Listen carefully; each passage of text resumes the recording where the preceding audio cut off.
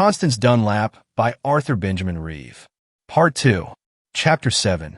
The Plungers. They have the most select clientele in the city here. Constance Dunlap was sitting in the white steamy room of Charmant's beauty shop.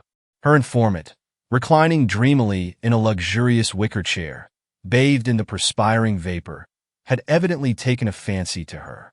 And no wonder, either. They fix you up so well, she rattled on. Then, confidingly, now, last night after the show a party of us went to supper and a dance, and it was in the wee small hours when we broke up. But Madam here can make you all over again. Floretta, she called to an attendant who had entered. If Mr. Warrington calls up on the phone, say I'll call him later. Yes, Miss LaRue. Constance glanced up quickly as Floretta mentioned the name of the popular young actress. Stella LaRue was a pretty girl on whom the wild dissipation of the nightlife of New York was just beginning to show its effects. The name of Warrington, too, recalled to Constance instantly some gossip she had heard in Wall Street about the disagreement in the board of directors of the new rubber syndicate and the effort to oust the president whose escapades were something more than mere whispers of scandal. This was the woman in the case. Constance looked at Stella now with added interest as she rose languidly, drew her bathrobe about her superb figure carelessly in such a way as to show it at best advantage. I've had more or less to do with Wall Street myself, observed Constance. Oh, have you? Isn't that interesting? Cried Stella. I hope you're not putting money in rubber, queried Constance. On the contrary, rippled Stella, then added, You're going to stay? Let me tell you something. Have Floretta do your hair. She's the best here. Then come around to see me in the dormitory if I'm here when you are through. Won't you? Constance promised, and Stella fluttered away like the pretty butterfly that she was, leaving Constance to wonder at the natural gravitation of plungers in the money market toward plungers in the white lights.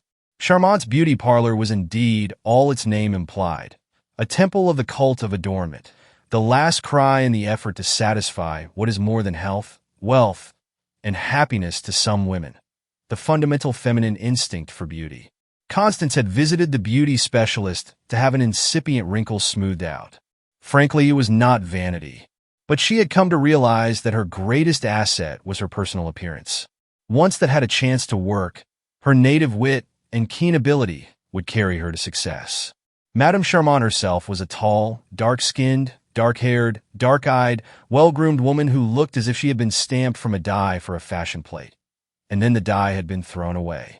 All others like her were spurious copies, counterfeits. More than that, she affected the name of Vera, which in itself had the ring of truth. And so Charmant had prevailed on Constance to take a full course in beautification and withhold the wrinkle at the source. Besides, you know, my dear, she purred, there's nothing discovered by the greatest minds of the age that we don't apply at once. Constance was not impervious to feminine reason, and here she was. Has Miss LaRue gone? She asked when at last she was seated in a comfortable chair again, sipping a little aromatic cup of coffee. No, she's resting in one of the little dressing rooms. She followed Floretta down the corridor. Each little compartment had its neat, plain white enameled bed, a dresser, and a chair. Stella smiled as Constance entered. Yes, she murmured in response to the greeting. I feel quite myself now. Mr. Warrington on the wire, announced Floretta a moment later, coming down the corridor again with a telephone on a long, unwinding wire. Hello, Alfred. Oh, rocky this morning, Constance overheard. I said to myself, never again, until the next time. Vera? Oh, she was as fresh as a lark. Can I lunch with you downtown? Of course. Then, as she hung up the receiver, she called, Floretta, give me a taxi. Yes, Miss LaRue. I always have a feeling here, whispered Stella, that I am being listened to. I mean to speak to Vera about it sometime. By the way, wouldn't you like to join us tonight? Vera will be along, and Mr. Warrington, and perhaps Diamond Jack Brayton. You know him? Constance confessed frankly that she did not have the pleasure of the acquaintance of the well-known turf man and first-nighter. She hesitated. Perhaps it was that Stella liked. Almost anyone else would have been overeager to accept. But to Constance, sure of herself now, nothing of the sort was worth scrambling for. Besides, she was wondering how a man with the fight of his life on his hands could find time to lunch downtown, even with Stella. I've taken quite a fancy to you, pressed Stella. Thank you, it's very kind of you, Constance answered. I shall try very hard to be there. I'll leave a box for you at the office. Come around after the performance to my dressing room. Miss LaRue, your taxi's waiting, announced Floretta. Thanks. Are you going now, Mrs. Dunlap? Yes? Then ride down in the elevator with me. They parted at the foot of the elevator, and Constance walked through the arcade of the office building in which the beauty parlor occupied the top floor. She stopped at a florist's stand to admire the flowers, but more for an excuse to look back at Stella. As Stella stepped into a taxicab, showing a generous wealth of silken hosiery beneath the tango gown, Constance was aware that the driver of another cab across the street was also interested. She noticed that he turned and spoke to his fare through the open window. The cab swung around to follow the other, and Constance caught a fleeting glimpse of a familiar face. Drummond, she exclaimed almost aloud. What did it mean? Why had the detective been employed to follow Stella? Instinctively, she concluded that he must be engaged by Mrs. Warrington. I must accept Stella's invitation, she said to herself excitedly. At least she should be put on her guard. That evening, as she was looking over the newspapers, her eye caught the item in the Wall Street edition. Rubber syndicate dissension. Break in stock follows effort of strong minority to oust Warrington from presidency. Then followed a brief account of the struggle of a powerful group of directors to force Warrington, Braden, and the rest out, with a hint at the scandal of which everyone now was talking. I never yet knew a man who went in for that sort of thing that lasted long in business, she observed. This is my chance, a crowd riding for a fall. Constance chose a modest orchestra seat in preference to the place in a box which Stella had reserved for her at the office. And aside from the purpose which was rapidly taking shape in her mind, she enjoyed the play very much. Stella LaRue, as the grass widow, played her part with a piquancy which Constance knew was not wholly a matter of book knowledge. As the curtain went down, the audience, its appetite for the risque whetted, filed out on Broadway with its myriad lights and continuous film of motion. Constance made her way around to Stella's dressing room. She had scarcely been welcomed by Stella, whose cheeks beneath the grease paint were now genuinely ablaze with excitement, when a man entered. He was tall, spare, the type whose very bow is ingratiating and whose delighted, I assure you, is suave and compelling. Alfred Warrington seemed to be on very good terms indeed with Stella as she introduced him to Constance. You will join us, Mrs. Dunlap? He asked, throwing an opera cloak over Stella's shoulders. Vera Charmant and Jack Braden are waiting for us at the Little Montmartre. As he mentioned the famous cabaret, Constance took a little tighter grip on herself and decided to take the plunge and see the affair out, although that sort of thing had very little attraction for her. They were leaving the theater when she saw lurking in the crowd the familiar figure of Drummond. She turned her head quickly and sank back into the dark recesses of the limousine. Should she tell them now about him? She leaned over to Warrington. I saw a man in the crowd just now who seemed to be quite interested in us, she said quickly. Can't we drive around a bit to throw him off if he should get into a cab? Warrington looked at her keenly. It was quite evident that he thought it was Constance who was being followed, not Stella or himself. Constance decided quickly to say nothing more that would prejudice Stella, but as Warrington directed his driver to run up through the park, she saw that, far from alarming him, the words had only added a zest of mystery about herself. They left the park, and the car jolted them quickly now over the uneven asphalt to the Palace of Pleasure, where already the two advance guards were holding one of the best tables in a house crowded with all classes from debutantes to debauches. Diamond Jack Braden was a heavy-set man with a debonair, dapper way about him. He wore a flower in his buttonhole, a smart touch which seemed very fetching, evidently, to the artistic Vera. Constance fell to studying him, as she did all men and women. His hands betray him, she said to herself as she was introduced. They were in fact shielded from view as he bowed, one with the thumb tucked in the corner of his trousers pocket, the other behind his back. He is hiding something, flashed through her mind intuitively. And when she analyzed it, she felt still that there was nothing fanciful about the idea. It was simply a little unconscious piece of evidence. From the start, the cabaret was pretty rapid.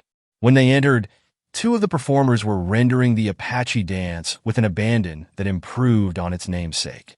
Scarcely had they finished when the orchestra began all over again, and a couple of diners from the tables glided past them on the dancing floor. then another couple and another. Tangwes-vous? Bowed Braden, leaning over to Stella.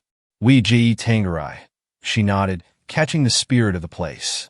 It left Warrington and Constance at the table with Vera, and as Constance looked eagerly after the graceful form of the little actress, Warrington asked, "Will you dance?" "No, thank you," she said, trying him out. "I haven't had time to learn these new steps. And, besides, I have had a bad day in the market. Steele, reading everything is off. Not that I have lost much, but it's what I haven't made." Warrington, who had been about to repeat his question to Vera, turned suddenly. This was something new to him, to meet a woman like Constance. If she knew about other stocks, she must know about the syndicate. Already he had felt an attraction toward Constance physically, an attraction of maturity which somehow or other seemed more satisfying, at least novel in contrast with the gay butterfly talk of Stella. He did not ask Vera to dance. Instead, he began banteringly to discuss Wall Street, and in 5 minutes he found out that she really knew as much about certain features of the game as he did. She did not need to be told that Alfred Warrington, plunger, man about town, was quite unexpectedly struck by her personality. Now, and then she could see Stella eyeing her covertly. The little actress had had, like many another, a few dollars to invest, or rather with which to speculate. Her method had been usually to make a quick profit on a tip from some Wall Street friend. Often, if the tip went wrong, the friend would return the money to the unsuspecting little girl, with some muttered apology about having been unable to get it placed in time, and then, as the market went down or up, seeing that it was too late, adding a congratulation that at least the principal was saved if there was no profit. The little actress was plainly piqued. She saw, though she did not understand, that Constance was a different kind of plunger from what she had thought at first up at Charmant's. Instead of trying to compete with Constance in her field, she redoubled her efforts in her own. Was Warrington, a live spender, to slip through her grasp for a chance acquaintance? Another dance. This time it was Stella and Warrington. Braden, who had served excellently as a foil to lead Warrington on when he had eyes for no one else, not even Vera, was left severely alone. Nothing was said, not an action done openly, but Constance, womanlike, could feel the contest in the air. And she felt just a little quiver when they sat down and Warrington resumed the conversation with her where he had left it. Even the daring cut of Stella's gown and the exaggerated proximity of her dainty person had failed this time. As they chatted gaily, Constance enjoyed her triumph to the full. Yes, she could see that Stella was violently jealous, but she intended that she should be. That was now a part of her plan as it shaped itself in her mind, since she had plunged, or perhaps better, had been dragged into the game. As the evening wore on and the dancing became more furious, Warrington seemed to catch the spirit of recklessness that was in the very air. He talked more recklessly, once in a while with a bitterness not aimed at any one in particular, which passed among the others as blasé sarcasm of one who had seen much and to whom even the fastest was slow. But to Constance, as she tried to fathom him, it presented an entirely different interpretation. For example, she asked herself, why had he been so ready, apparently, to transfer his interest from Stella? Was it because, having cut loose from the one feminine tie that morally bound him, he no longer felt any restraint in cutting loose from others? Was it the same spirit that had carried him on in the money game, having cut loose from one financial principle, to let all go and to guide his course as close to the edge of things as he dared? There had been the same reckless bravado in the way he had urged on the driver of his car in the wild ride of the earlier evening, violating the speed laws, yet succeeding in escaping the traffic squad. Warrington was a plunger, yet there was something about him that was different from others she had seen. Perhaps it was that he had a conscience, even though he had succeeded in detaching himself from it. And Stella, there was something different about her, too. Constance more than once was on the point of revising her estimate of the little actress. Was she, after all, wholly mercenary in her attitude toward Warrington? Was he merely a live spender whom she could not afford to lose? Or was she merely a beautiful, delicate creature caught in the merciless maelstrom of the life into which she had been thrown? Did she realize the perilous position this all was placing her in? They were among the last to leave, and Vera and Braden offered to take Constance to her apartment in Braden's car, while Stella contrived prettily to take so much of Warrington's time with the raps that by the time they were ready to go, the manner of the breaking up of the party was as she wanted it. In her final triumph, she could not help just an extra inflection on. "I hope I'll see you again at Vera's soon, my dear." All night, or at least all that was left of it, Constance tried to straighten out the whirl of her thoughts. With the morning, she had an idea. Now, in a moment when the exhilaration of the gay life was at low ebb, she must see Stella. It was early yet, but Stella was not at her hotel when Constance cautiously called up the office to find out. Where was she? Constance drove around to Charmant's on the chance that she might be there. Vera greeted her a trifle coldly, she thought, but then this was not midnight at the Montmartre. No, Stella was not there, she said, but nevertheless Constance decided to wait. "I'm all unstrung," confided Constance, with an assumed air of languor, as she dropped into a chair. Charmant, as fresh as if she had just emerged from the proverbial bandbox, nodded knowingly. "A Turkish bath, massage, something to tone you up," she advised.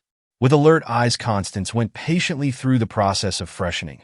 First in the steamy hot room where she had met Stella the day before, then the deliciously cool shower, gentle massage, and all the rest. At one of the little white tables of the manicures, she noticed a pretty, rather sad-faced little woman. There was something about her that attracted Constance's attention, although she could not have told exactly what it was. "You know her?" whispered Floretta, bursting with excitement. "No." "Why?" And here she paused and dropped her voice even lower. "That's Mrs. Warrington." "Not the—" "Yes," she nodded, his wife. "You know, she comes here twice a week. We have to do some tall scheming to keep them apart. No, it's not vanity either. It's, well, you see, she's trying to get him back to look like a sport." Constance thought of the hopeless fight, so far, which the little woman was waging to keep up with the dashing actress. Then she thought of Warrington, of last night, of how he had sought her, so ready, it seemed, to leave even the other woman. Then Floretta's remark repeated itself mechanically. "We have to do some tall scheming to keep them apart."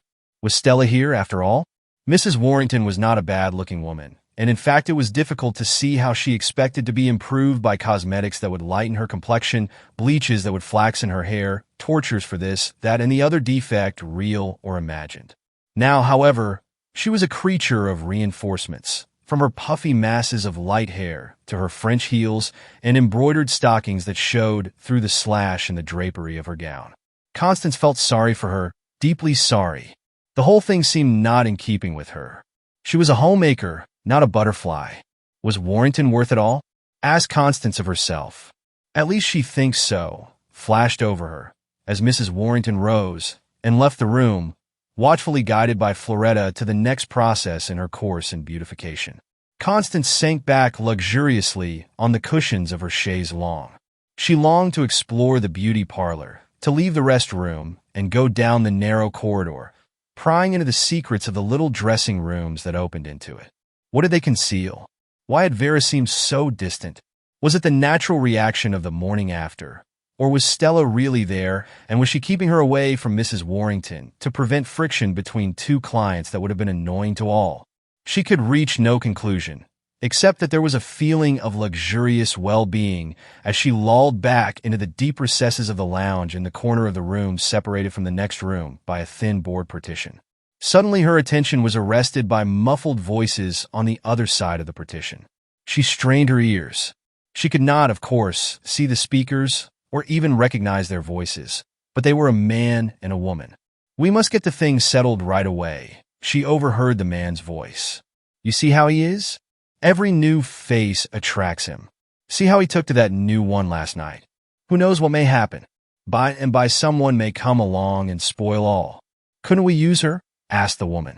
"No, you can't use that woman. She's too clever. But we must do something, right away, tonight if possible." A pause. "How then?" Another pause, and the whispered monosyllable, "Dope." "What?" "I have it here. Use a dozen of them. They can be snuffed as a powder, or it can be put in a drink. If you want more, see, I will put the bottle on this shelf, way back. No one will see it. Don't you think I ought to write a note, something that will be sure to get him up here?" "Yes, just a line or two." As if in haste, there was a sound as if of tearing a sheet of notepaper from a pad. "Is that all right?" Yes. As soon as the market closes. There will be nothing done today. Tomorrow's the day. Tonight we must get him going, and in the meantime a meeting will be held, the plan arranged at the Prince Henry tonight. And then the smash. Between them all. He won't know what has struck him. All right. You had better go out as you came in.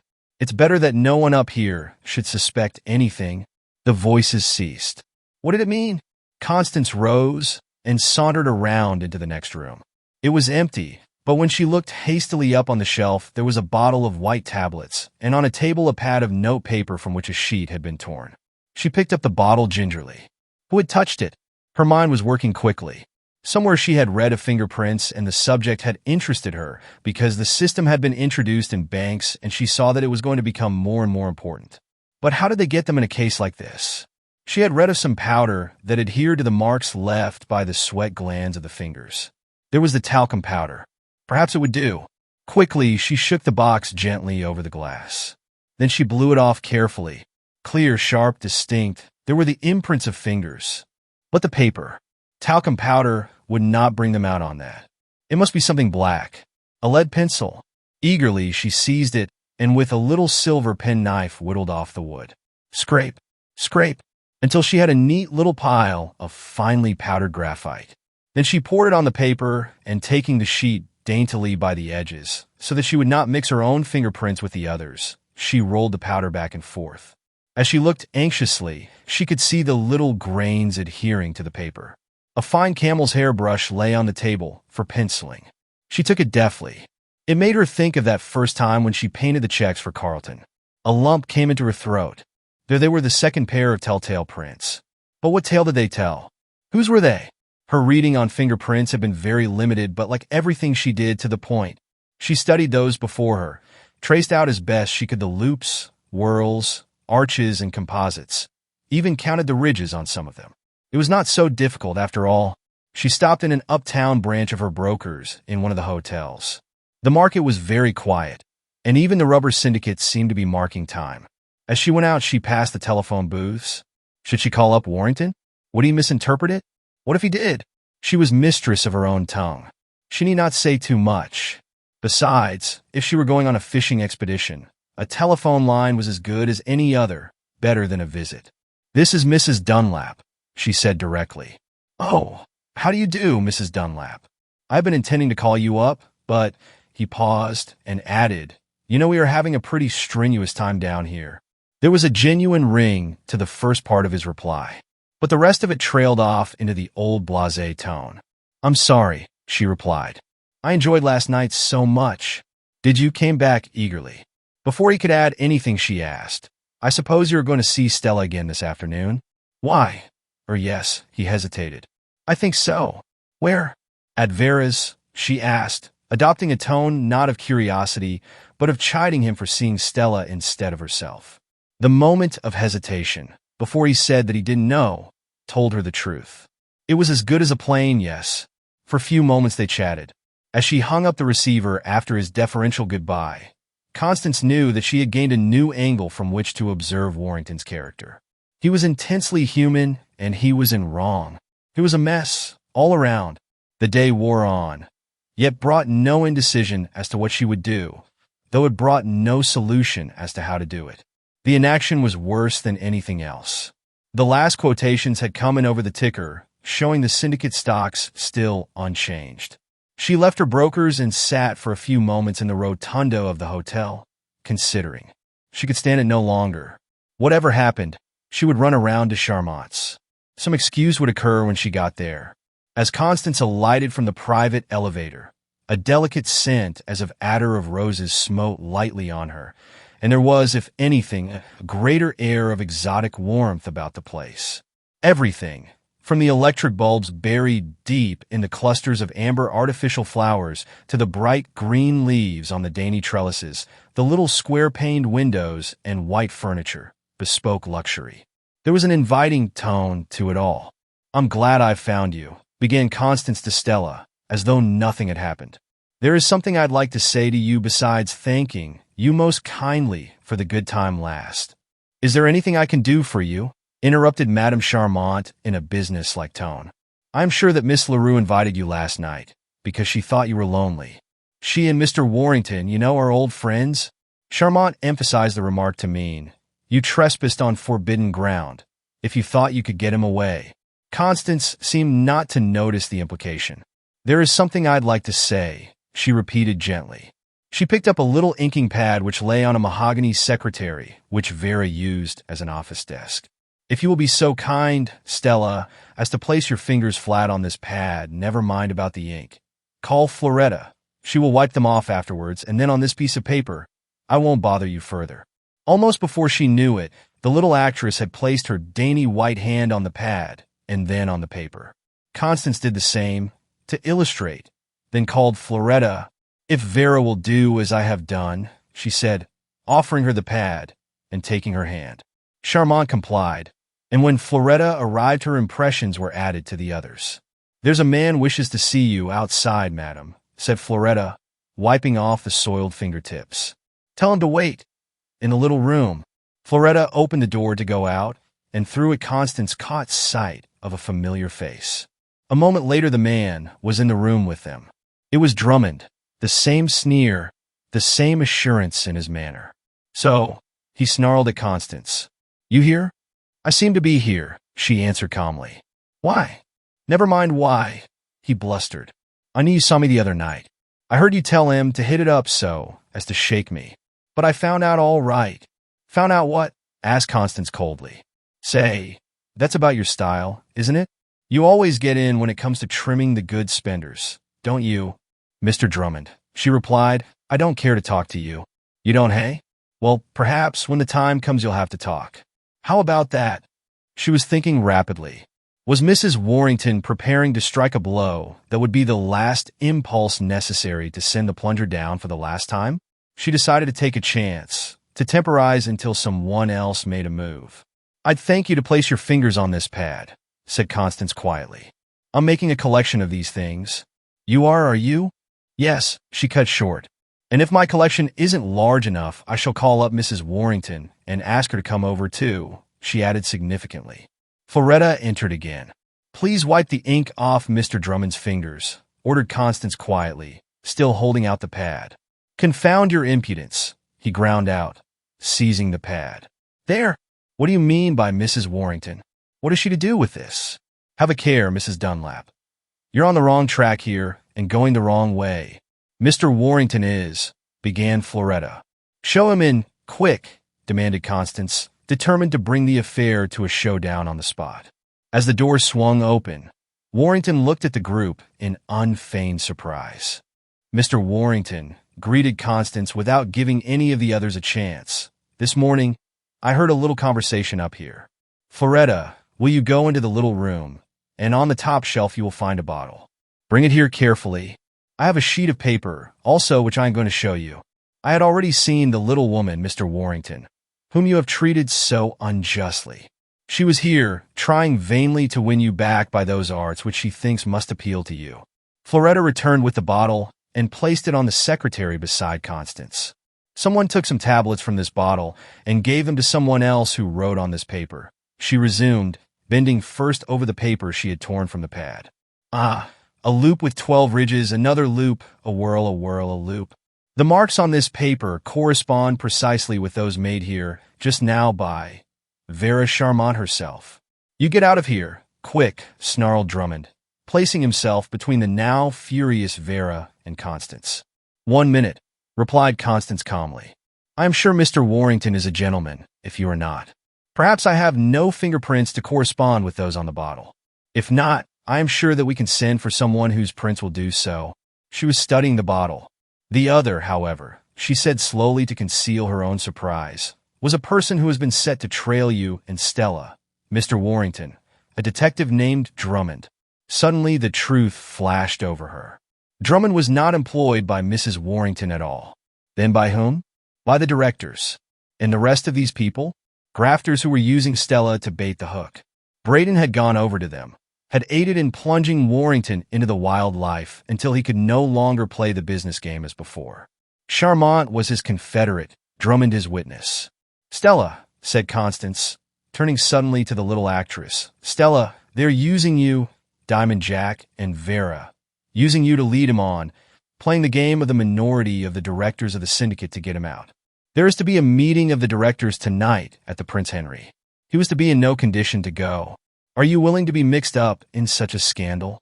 Stella LaRue was crying into a lace handkerchief. You are all against me, she sobbed. What have I done? Nothing, soothed Constance, patting her shoulder. As for Charmant and Drummond, they are tied by these proofs, she added, tapping the papers with the prince, then picking them up and handing them to Warrington. I think if the story were told to the directors at the Prince Henry tonight with reporters waiting downstairs in the lobby, it might produce a quieting effect. Warrington was speechless. He saw them all against him, Vera, Braden, Stella Drummond. More than that, added Constance, nothing that you can ever do can equal the patience, the faith of the little woman I saw here today, slaving, yes, slaving for beauty. Here in my hand, in these scraps of paper, I hold your old life. Not part of it, but all of it, she emphasized. You have your chance. Will you take it? He looked up quickly at Stella LaRue. She had risen impulsively and flung her arms about Constance. Yes, he muttered huskily, taking the papers, all of it. Chapter 8. The Abductors. Take care of me, please, please. A slip of a girl, smartly attired in a fur-trimmed dress and a chic little feather-tipped hat, hurried up to Constance Dunlap late one afternoon as she turned the corner below her apartment. It isn't faintness or illness exactly, but it's all so hazy, stammered the girl breathlessly. And I've forgotten who I am. I've forgotten where I live. And a man has been following me, oh, ever so long. The weariness in the tone of the last words caused Constance to look more closely at the girl. Plainly, she was on the verge of hysterics. Tears were streaming down her pale cheeks, and there were dark rings under her eyes, suggestive of a haunting fear of something from which she fled. Constance was astounded for the moment. Was the girl crazy? She had heard of cases like this, but to meet one so unexpectedly was surely disconcerting. Who has been following you? Asked Constance gently, looking hastily over her shoulder and seeing no one. A man, exclaimed the girl, but I think he is gone now. Can't you think of your name? Urged Constance. Try. No, cried the girl. No, I can't. Or your address, repeated Constance. Try hard. The girl looked vacantly about. No, she sobbed. It's all gone, all. Puzzled, Constance took her arm and slowly walked her up the street toward her own apartment in the hope that she might catch sight of some familiar face or be able to pull herself together. But it was of no use. They passed a policeman who eyed them sharply. The mere sight of the blue-coated officer sent a shudder through the already trembling girl on her arm. Don't let them take me to a hospital. Don't, pleaded the girl in a hoarse whisper when they had passed the officer. I won't, reassured Constance. Was that the man who was following you? No, oh no, sobbed the girl nervously looking back. Who was he then? Asked Constance eagerly. The girl did not answer, but continued to look back wildly from time to time, although there was no doubt that if he existed at all, the man had disappeared. Suddenly Constance realized that she had on her hands a case of aphasia, perhaps real, perhaps induced by a drug.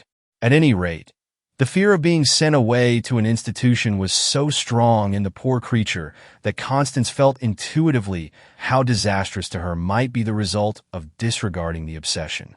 She was in a quandary. What should she do with the girl? To leave her on the street was out of the question. She was now more helpless than ever. They had reached the door of the apartment. Gently, she led the trembling girl into her own home. But now the question of what to do arose with redoubled force. She hesitated to call a physician, at least yet, because his first advice would probably be to send the poor little stranger to the psychopathic ward of some hospital. Constance's "I happened to rest on the dictionary" in her bookcase. Perhaps she might recall the girl's name to her, if she were not shamming, by reading over the list of women's names in the back of the book. It meant many minutes, perhaps hours. But then Constance reflected on what might have happened to the girl if she had chanced to appeal to someone who had not felt a true interest in her. It was worth trying. She would do it. Starting with A, she read slowly. Is your name Abigail? Down through Barbara, Camilla, Deborah, Edith, Faith, she read. Flora, she asked. The girl seemed to apprehend something, appear less blank. Florence, persisted Constance. Oh yes, she cried. That's it, that's my name. But as for the last name and the address, she was just as hazy as ever. Still, there was now something different about her. Florence what? Reiterated Constance patiently. There was no answer. But with the continued repetition, it seemed as if some depth in her nature had been stirred. Constance could not help feeling that the girl had really found herself. She had risen and was facing Constance, both hands pressed to her throbbing temples as if to keep her head from bursting. Constance had assisted her off with her coat and hat, and now the sartorial wreck of her masses of blonde hair was apparent. I suppose, she cried incoherently, I'm just one more of the thousands of girls who drop out of sight every year. Constance listened in amazement, as the spell of her influence seemed to calm the overwrought mind of the girl. There succeeded a hardness in her tone that was wholly out of keeping with her youth. There was something that breathed of a past where there should have been nothing but the thought of a future. Tell me why, soothed Constance with an air that invited confidence. The girl looked up and again passed her hand over her white forehead with its mass of tangled fallen hair. Somehow Constance felt a tingling sensation of sympathy in her heart. Impulsively, she put out her hand and took the cold, moist hand of the girl. Because she hesitated, struggling now with reflooding consciousness. Because, I don't know. I thought perhaps, she added, dropping her eyes, you could help me. She was speaking rapidly enough now. I think they have employed detectives to trace me. One of them is almost up with me. I'm afraid I can't slip out of the net again. And I won't go back to them. I can't. I won't. Go back to whom? Queried her friend. Detectives employed by whom? My folks, she answered quickly. Constance was surprised. Least of all had she expected that. Why won't you go home? She prompted as the girl seemed about to lapse into a sort of stolid reticence. Home, she repeated bitterly. Home? No one would believe my story. I couldn't go home now. They have made it impossible for me to go home. I mean, every newspaper has published my picture. There were headlines for days, and only by chance I was not recognized. She was sobbing now convulsively. If they had only let me alone, I might have gone back then. But now, after the newspapers and the search, never. And yet I am going to have revenge someday. When he least expects it, I am going to tell the truth, and she stopped. And what? Asked Constance. Tell the truth, and then do a cowardly thing. I would. You would not, blazed Constance. There was no mistaking the meaning. Leave it to me. Trust me. I will help you. She pulled the girl down on the divan beside her. Why talk of suicide? Mused Constance. You can plead this aphasia I have just seen. I know lots of newspaper women. We could carry it through so that even the doctors would help us. Remember, aphasia will do for a girl nowadays what nothing else can do. Aphasia, Florence repeated harshly. Call what you like. Weakness, anything. I love that man, not the one who followed me, another. I believed him, but he left me in a place, across in Brooklyn. They said I was a fool, that some other fellow, perhaps better, with more money, would take care of me. But I left. I got a place in a factory. Then someone in the factory became suspicious. I had saved a little. It took me to Boston. Again, someone grew suspicious. I came back here, the only place to hide. I got another position as waitress in the Betsy Ross tea room. There I was able to stay until yesterday. But then a man came in. He had been there before. He seemed too interested in me, not in a way that others have been, but in me, my name. Somehow I suspected. I put on my hat and coat. I fled. I think he followed me. All night I have walked the streets and ridden in cars to get away from him. At last, I appealed to you. The girl had sunk back into the soft pillows of the couch beside her new friend and hid her face. Softly Constance patted and smoothed the wealth of golden hair. You poor little girl, she sympathized. Then a film came over her own eyes. New York took me at a critical time in my own life, she said more to herself than to the girl. She sheltered me, gave me a new start. What she did for me, she will do for any other person who really wishes to make a fresh start in life. I made few acquaintances, no friends. Fortunately, the average New Yorker asks only that his neighbor leave him alone. No hermit could find better and more complete solitude than in the heart of this great city.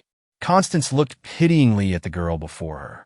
"Why can't you tell them," she suggested, "that you wanted to be independent, that you went away to make your own living? But my father is well off, and they have this detective who follows me. He will find me some day, for the reward, and will tell the truth." "The reward?" "Yes, $1,000. Don't you remember reading?" The girl stopped short as if to check herself. You are Florence Gibbons," gasped Constance, as with a rush there came over her the recollection of a famous unsolved mystery of several months before.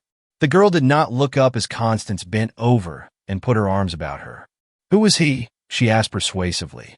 "Preston, Lansing Preston," she sobbed bitterly. "Only the other day I read of his engagement to a girl in Chicago, beautiful in society. Oh, I could kill him," she cried, throwing out her arms passionately. "Think of it. He rich, powerful, respected. I poor, almost crazy, and outcast." Constance did not interfere until the tempest had passed. "What name did you give at the tea room?" asked Constance. "Viola Cole," answered Florence. "Rest here," soothed Constance. "Here at least you are safe.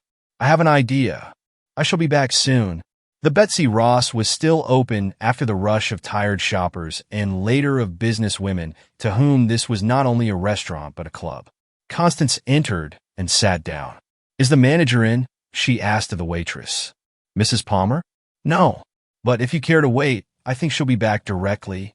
As Constance sat toying absently with some food at one of the snowy white tables, a man entered. A man in a tea room is an anomaly. For the tea room is a woman's institution, run by women for women. Men enter with diffidence and seldom alone. This man was quite evidently looking for someone. His eye fell on Constance. Her heart gave a leap. It was her old enemy, Drummond, the detective. For a moment he hesitated, then bowed and came over to her table. "Peculiar places, these tea rooms," observed Drummond. Constance was doing some quick thinking. Could this be the detective Florence Gibbons had mentioned? "The only thing lacking to make them complete," he rattled on, "is a license. Now, take those places that have a ladies' bar, that do openly what tea rooms do covertly. They don't reckon with the attitude of women. This is New York, not Paris. Such things are years off. I don't say they'll not come or that women won't use them, but not by that name. Not yet." Constance wondered what his cynical inconsequentialities masked. "I think it adds to the interest," she observed, watching him furtively, "this evasion of the laws." Drummond was casting about for something to do, and, naturally, to a mind like his, a drink was the solution. Evidently, however, there were degrees of brazenness, even in tea rooms. The Betsy Ross not only would not produce a labeled bottle and an obvious glass, but stoutly denied their ability to fill such an order, even whispered. "Russian tea?" suggested Drummond cryptically. "How will you have it, with scotch or rye?" asked the waitress. "Bourbon," hazarded Drummond. When the Russian tea arrived, it was in a neat little pot with two others, the first containing real tea and the second hot water. It was served virtuously in teacups, so opaquely concealed that no one but the clandestine drinker could know what sort of poison was being served. Mrs. Palmer was evidently later than expected. Drummond fidgeted after the manner of a man out of his accustomed habitat. And yet he did not seem to be interested really in Constance, or even in Mrs. Palmer. For after a few moments, he rose and excused himself. How did he come here? Constance asked herself over and over. As far as she could reason it out, there could be only one reason. Drummond was clearly up with Florence. Did he also know that Constance was shielding her? The more she thought of it, the more she shuddered at the tactless way in which the detective would perform the act of charity by discovering the lost girl and pocketing the reward. If her family only knew how eagerly they might let her come back in her own way. She looked up the address of Everett Gibbons while she was waiting, a half-formed plan taking definite shape in her mind. What she did must be done quickly. Here at the tea room, at least Florence, or rather Viola, was known. Perhaps the best way, after all, was to let her be discovered here. They could not deny that she had been working for them acceptably for some time.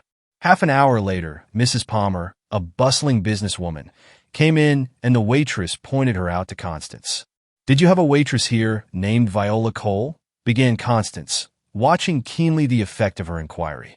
"Yes," replied Mrs. Palmer in a tone of interest that reassured Constance that if there were any connection between Drummond's presence and Mrs. Palmer, it was wholly on his seeking. "But she disappeared last night. A most peculiar girl, but a splendid worker. She has been ill," Constance hastened to explain. "I am a friend of hers. I have a business downtown and could not come around until tonight to tell you that she will be back tomorrow if you will take her back." "Of course I'll take her back. I'm sorry she's ill," and Mrs. Palmer bustled out into the kitchen, not unfeelingly, but merely because that was her manner. Constance paid her check and left the tea room. So far she had succeeded. The next thing she had planned was a visit to Mr. Gibbons. That need not take long, for she was not going to tell anything. Her idea was merely to pave the way. The Gibbons she found lived in a large house on one of the numerous side streets from the park, in a neighborhood that was in fact something more than merely well-to-do. Fortunately, she found Everett Gibbons in and was ushered into his study, where he sat poring over some papers and enjoying an after-dinner cigar. "Mr. Gibbons," began Constance, "I believe there is a $1,000 reward for news of the whereabouts of your daughter, Florence." "Yes," he said in a colorless tone that betrayed the hopelessness of the long search. "But we have traced down so many false clues that we have given up hope. Since the day she went away, we have never been able to get the slightest trace of her. Still, we welcome outside aid." "Of detectives?" she asked. "Official and private, paid and volunteer. Anybody," he answered. "I myself have come to the belief that she is dead, for that is the only explanation I can think of for her long silence." "She is not dead," replied Constance in a low tone. "Not dead," he repeated eagerly, catching at even such a straw as an unknown woman might cast out. "Then you know." "No," she interrupted positively. "I cannot tell you any more. You must call off all other searchers. I will let you know." "When?" "Tomorrow, perhaps the next day. I will call you on the telephone." She rose and made a hasty adieu before the man who had been prematurely aged might overwhelm her with questions and break down her resolution to carry the thing through as she had seen best. Cheerily, Constance turned the key in the lock of her door. There was no light, and somehow the silence smote on her ominously. "Florence," she called. There was no answer. Not a sign indicated her presence. There was the divan with the pillows disarranged as they had been when she left. The furniture was in the same position as before. Hastily, she went from one room to another. Florence had disappeared. She went to the door again. All seemed right there. If anyone had entered, it must have been because he was admitted, for there were no marks to indicate that the lock had been forced. She called up the tea room.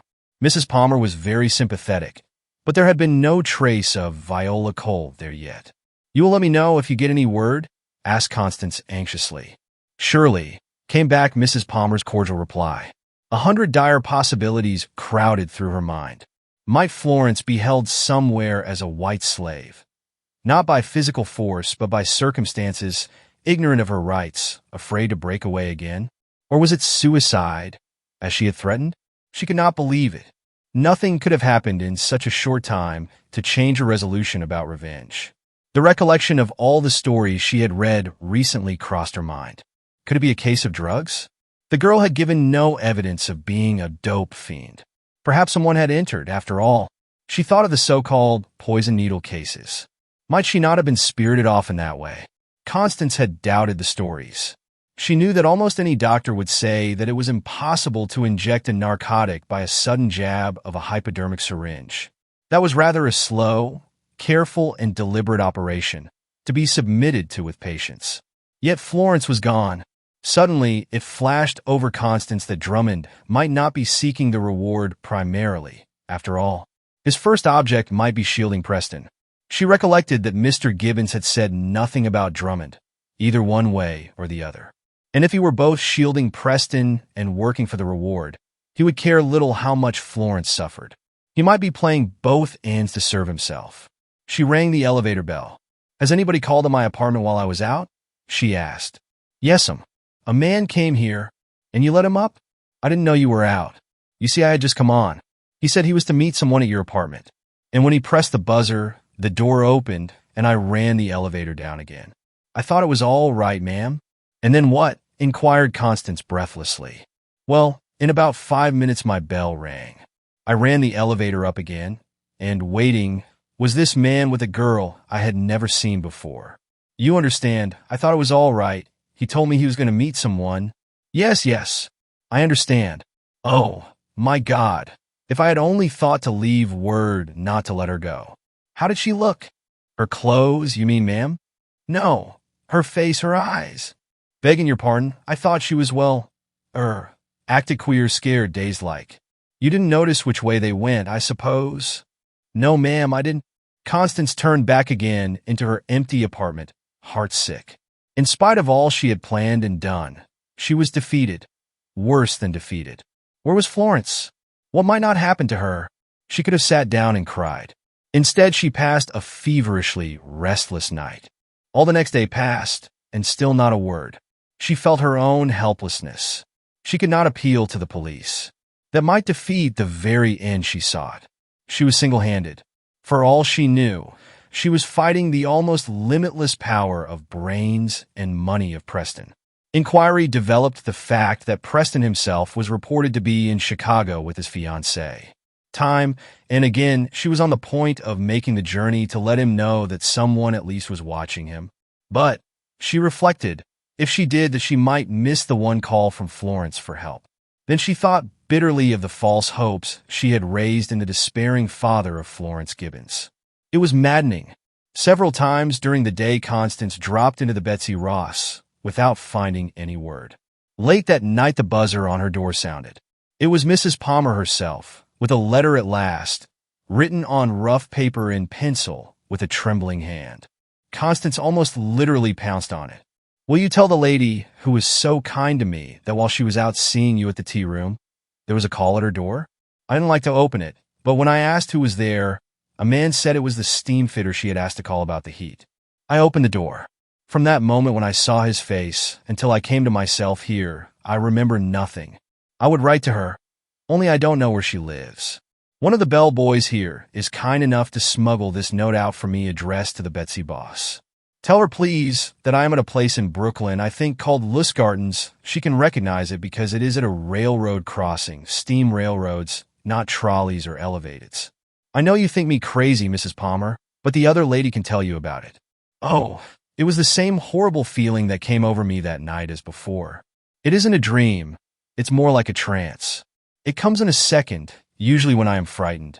I suddenly feel nervous and shaky. I can't tell what is going on around me. I lose my hearing. Part of the time, it is as though I had a paralytic stroke of the tongue.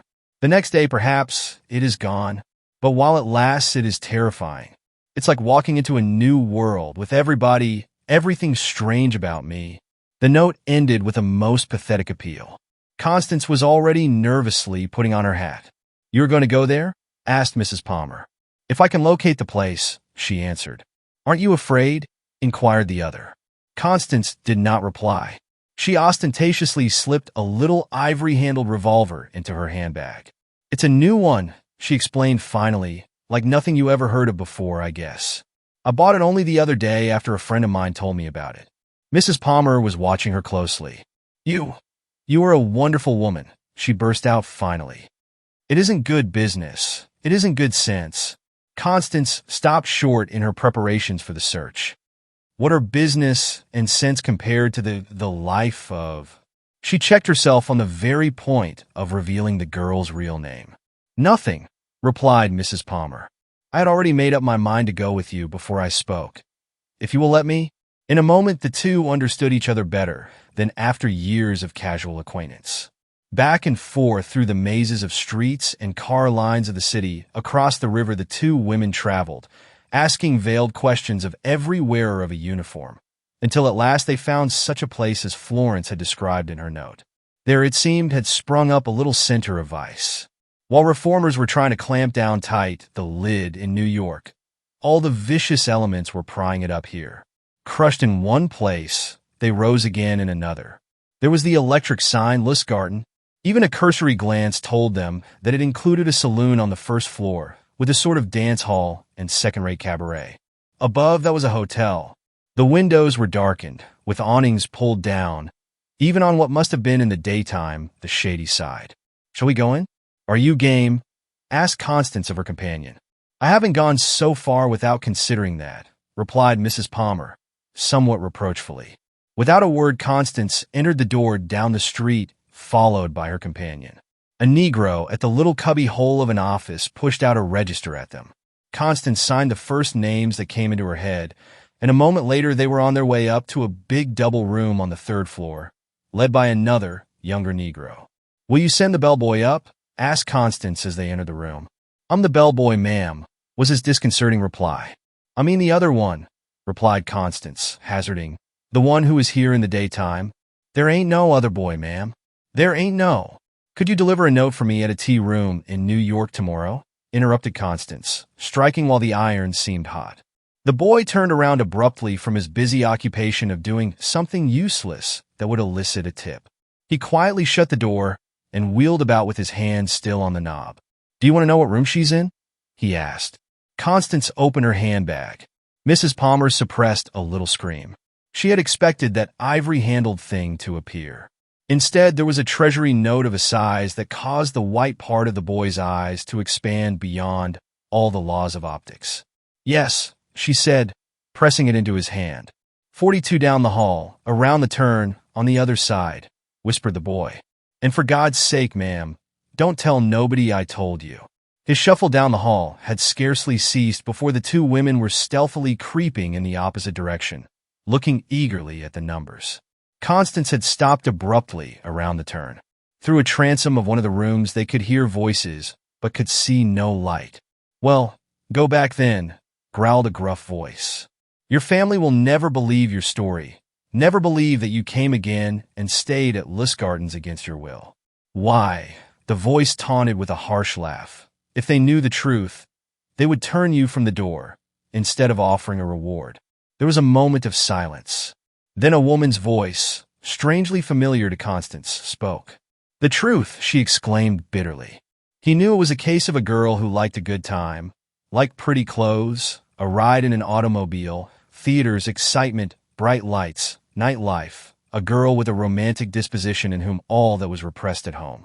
"He knew it," she repeated, raising the tone to an almost hysterical pitch. "Led me on, made me love him because he could give them all to me. And when I began to show the strain of the pace, they all show it more than the men. He cast me aside like a squeezed-out lemon." As she listened, Constance understood it all now.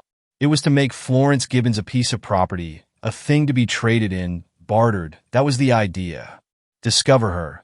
Yes, but first to thrust her into the life if she would not go into it herself. Anything to discredit her testimony beforehand, anything to save the precious reputation of one man. "Well," shouted the other voice menacingly, "do you want to know the truth? Haven't you read it often enough? Instead of hoping you will return, they pray that you are dead." He hissed the words out, then added, "They prefer to think that you are dead. Why, damn it, they turn to that belief for comfort." Constance had seized Mrs. Palmer by the arm, and, acting in concert, they threw both their weights against the thin wooden door. It yielded with a crash. Inside the room was dark. Indistinctly, Constance could make out two figures, one standing, the other seated in a deep rocker. A suppressed exclamation of surprise was followed by a hasty lunge of the standing figure toward her. Constance reached quickly into her handbag and drew out the little ivory-handled pistol. Bang! It spat almost into the man's face. Choking, sputtering, the man groped a minute blindly, then fell on the floor and frantically tried to rise again and call out. The words seemed to stick in his throat. You shot him?" gasped a woman's voice which Constance now knew was Florence's. "With the new German Secret Service gun," answered Constance quietly, keeping it leveled to cow any assistance that might be brought. "It blinds and stupefies without killing. A bulletless revolver intended to check and render harmless the criminal instead of maiming him. The cartridges contain several chemicals that combine when they are exploded and form a vapor, which blinds a man and puts him out. No one wants to kill such a person as this." She reached over and switched on the lights. The man on the floor was drumming himself.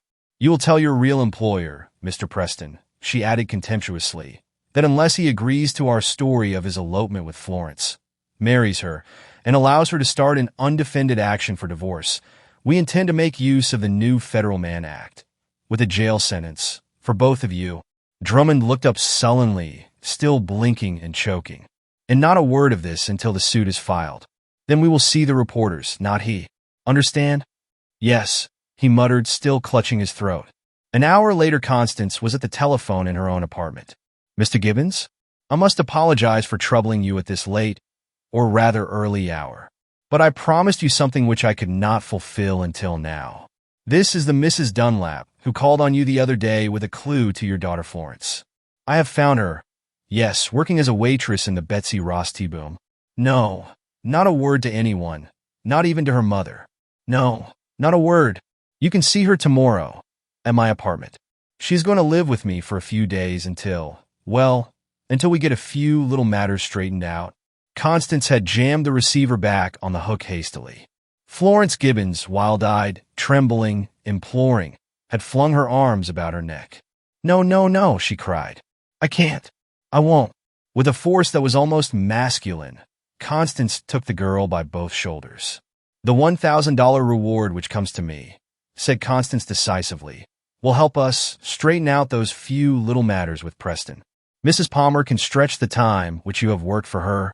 Something of Constance's will seem to be infused into Florence Gibbons by force of suggestion. And remember," Constance added in a tense voice, "for anything after your elopement, it's aphasia, aphasia, aphasia." Chapter 9. The Shoplifters. "Madam, would you mind going with me for a few moments to the office on the third floor?" Constance Dunlap had been out on a shopping excursion. She had stopped at the jewelry counter of Stacy's to have a ring repaired and had gone on to the leather goods department to purchase something else. The woman who spoke to her was a quietly dressed young person, quite inconspicuous, with a keen eye that seemed to take in everything within a radius of a wide-angled lens at a glance. She leaned over and, before Constance could express even surprise, added in a whisper, "Look in your bag." Constance looked hastily, then realized what had happened. The ring was gone. It gave her quite a shock, too, for the ring, a fine diamond, was a present from her husband, one of the few pieces of jewelry, treasured not only for its intrinsic value, but as a remembrance of Carlton and the supreme sacrifice he had made for her. She had noticed nothing in the crowd, nothing more than she had noticed scores of times before. The woman watched her puzzled look. "I've been following you," she said. "By this time, the other store detectives must have caught the shoplifter and bag opener who touched you. You see, we don't make any arrests in the store if we can help it because we don't like to make a scene. It's bad for business. Besides, if she had anything else, we are safer when the case comes to court if we have caught her actually leaving the store with it. Of course, when we make an arrest on the sidewalk, we bring the shoplifter back, but in a private back elevator." Constance was following the young woman mechanically. "At least there was a chance of recovering the ring. She was standing next to you at the jewelry counter," she continued, "and if you will help identify her, the store management will appreciate it and make it worth your while. Besides," she urged, "it's really your duty to do it, madam."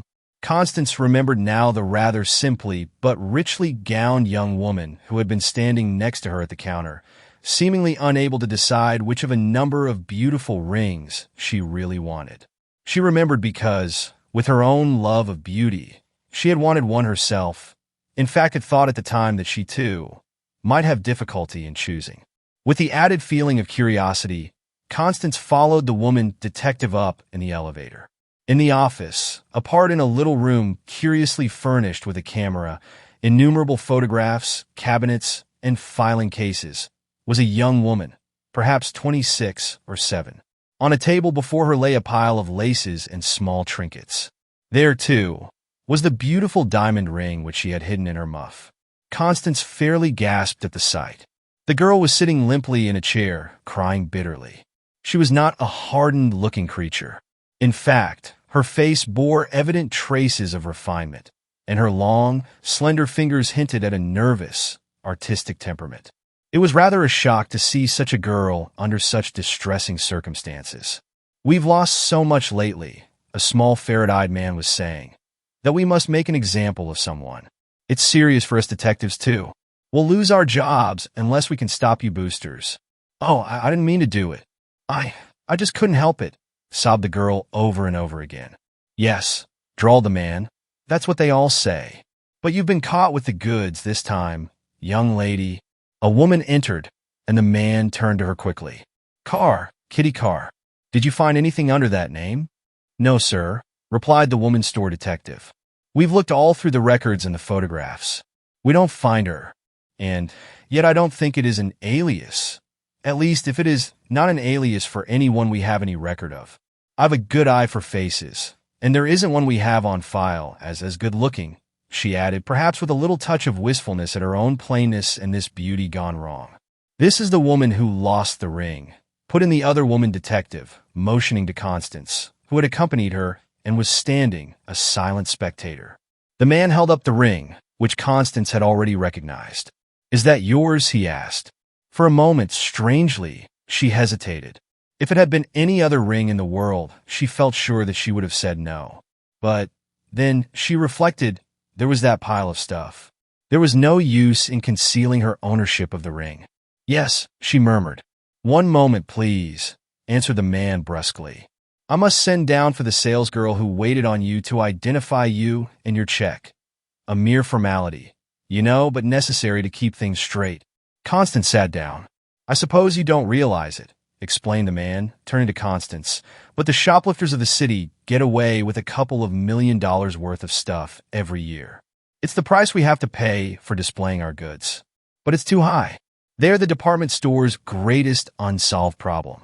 Now most of the stores are working together for their common interests, seeing what they can do to root them out. We all keep a sort of private rogues gallery of them. But we don't seem to have anything on this girl, nor have any of the other stores who exchange photographs and information with us anything on her. Evidently, then, it is her first offense, putting Constance wondering at herself. Strangely, she felt more of sympathy than of anger for the girl. You mean the first time she has been caught at it, corrected the head of the store detectives. It is my weakness, sobbed the girl. Sometimes an irresistible impulse to steal comes over me. I just can't help it. She was sobbing convulsively. As she talked and listened, there seemed to come a complete breakdown. She wept as though her heart would break. Oh, exclaimed the man, can it? Cut out the sob stuff. And yet, mused Constance half to herself, watching the girl closely. When one walks through the shops and sees thousands of dollars worth of goods lying unprotected on the counters, is it any wonder that some poor woman or girl should be tempted and fall? There, before her eyes and within her grasp, lies the very article above all others which she so ardently craves. No one is looking. The salesgirl is busy with another customer. The rest is easy. And then the store detective steps in. And here she is captured. The girl had been listening wildly through her tears. Oh, she sobbed. You don't understand. None of you. I don't crave anything. I just can't help it. And then afterwards, I hate the stuff and I am so afraid. I hurry home, and what shall I do? What shall I do? Constance pitied her deeply.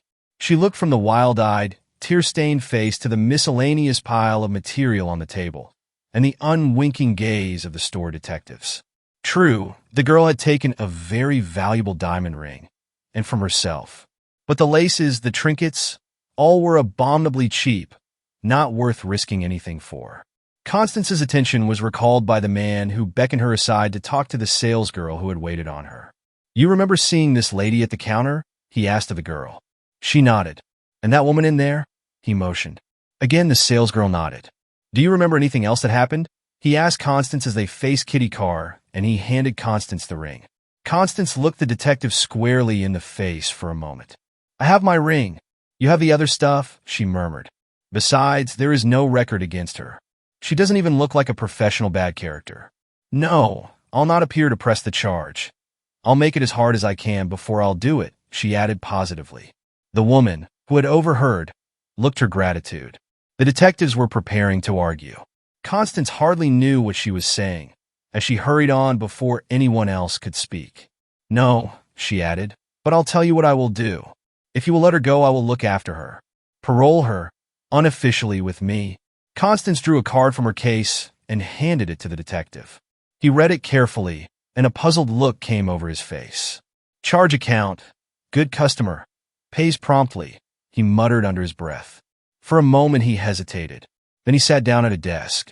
Mrs. Dunlap, he said, I'll do it. He pulled a piece of printed paper from the desk, filled in a few blanks, then turned to Kitty Carr, handing her a pen. Sign here, he said brusquely. Constance bent over and read. It was a form of release.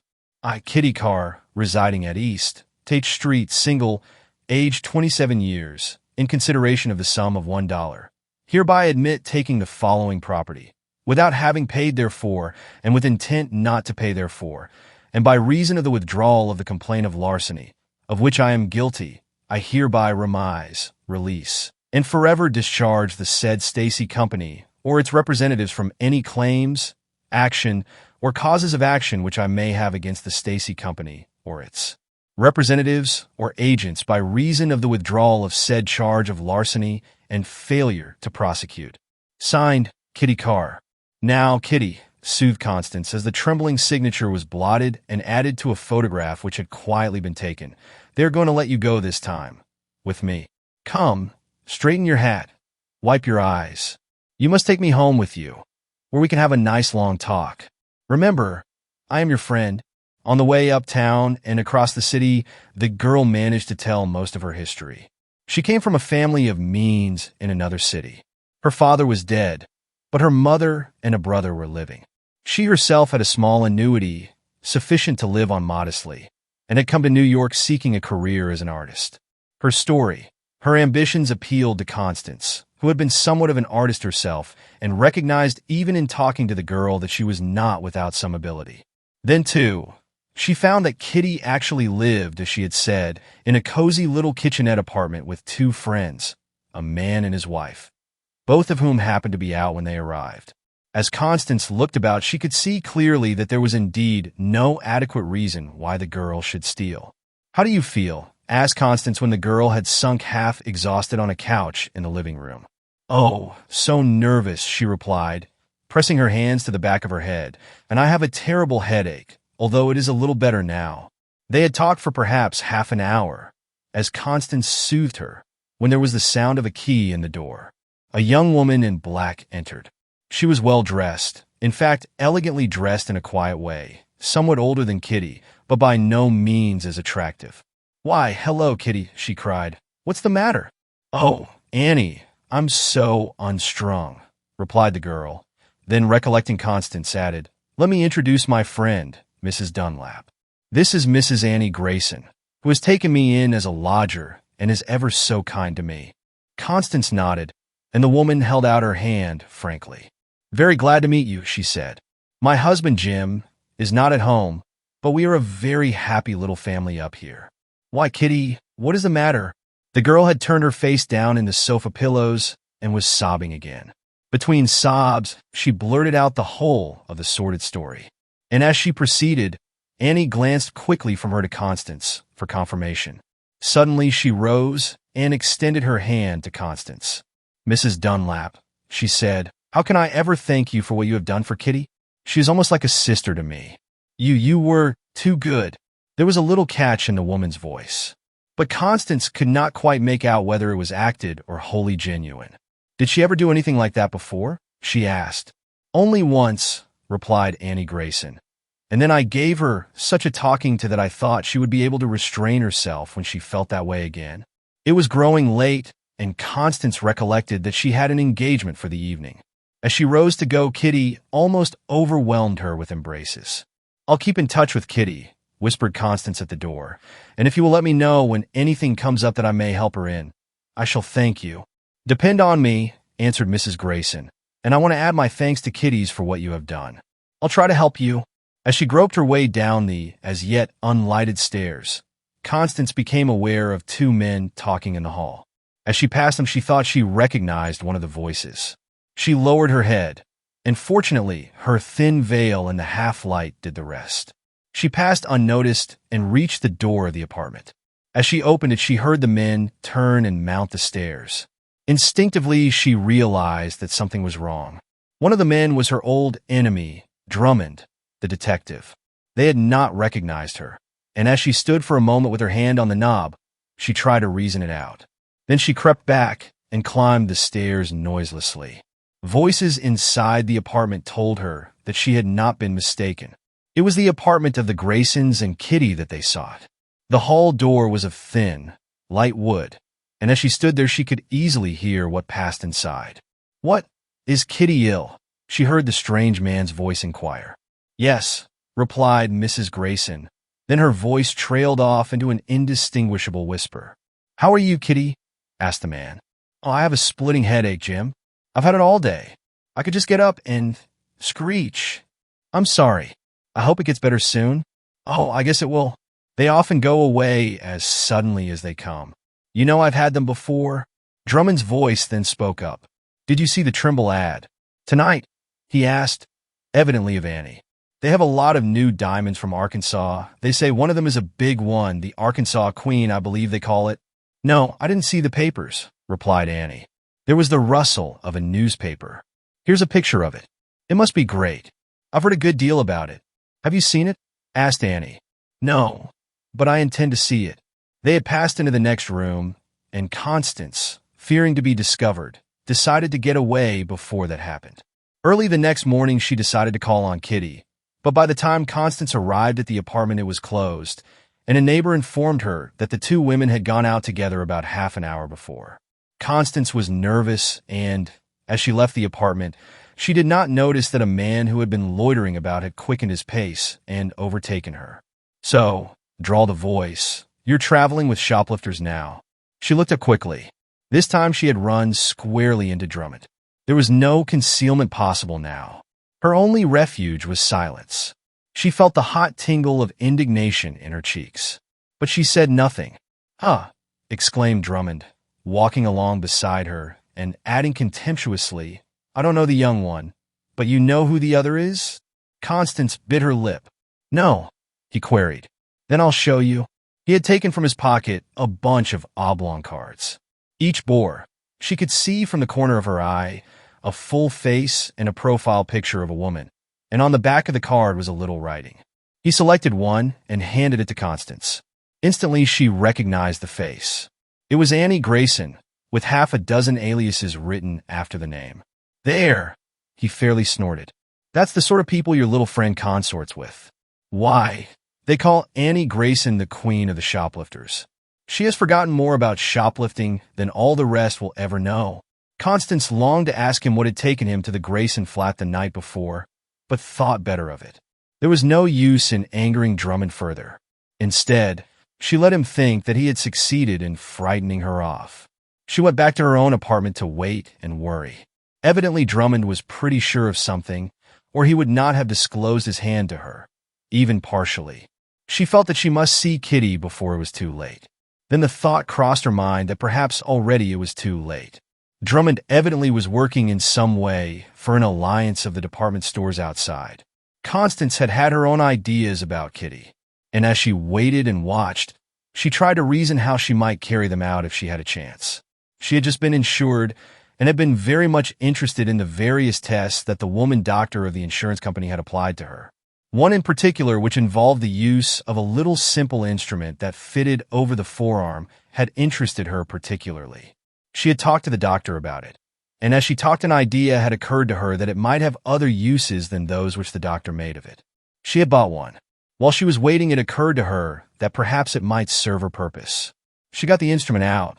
It consisted of a little arrangement that fitted over the forearm, and was attached by a tube to a dial that registered in millimeters a column of mercury. Would it really show anything? She wondered.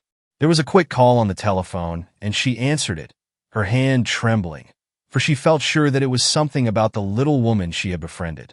Somehow or other her voice hardened as she answered the call and found that it was from Drummond. It would never do to betray even nervousness before him. "Your friend, Miss Carr," shot out Drummond with brutal directness, "has been caught again." She fell into something as neatly as if she had really meant to do it. "Yesterday, you know, Trimble's advertised the new diamond, the Arkansas Queen, on exhibition. Well, it was made of paste anyway, but it was a perfect imitation. But that didn't make any difference. We caught Kitty just now trying to lift it. I'm sorry it wasn't the other one." But small fry are better than none. We'll get her too yet. Besides, I find this kitty has a record already at Stacy's." He added the last words with a taunting sneer. Constance realized suddenly the truth. The whole affair had been a plant of Drummond's. "You were at Trimble's?" she inquired quickly. "Well, can you wait there just a few minutes? I'd like to see Miss Carr." Drummond promised. His acquiescence in itself boded no good, but nevertheless she decided to go. As she left her apartment hurriedly, she picked up the little instrument and dropped it into her handbag. "You see, it's no use," almost chortled Drummond as Constance stepped off the elevator and opened the door to a little room at Trimble's much like that which she had already seen at Stacy's.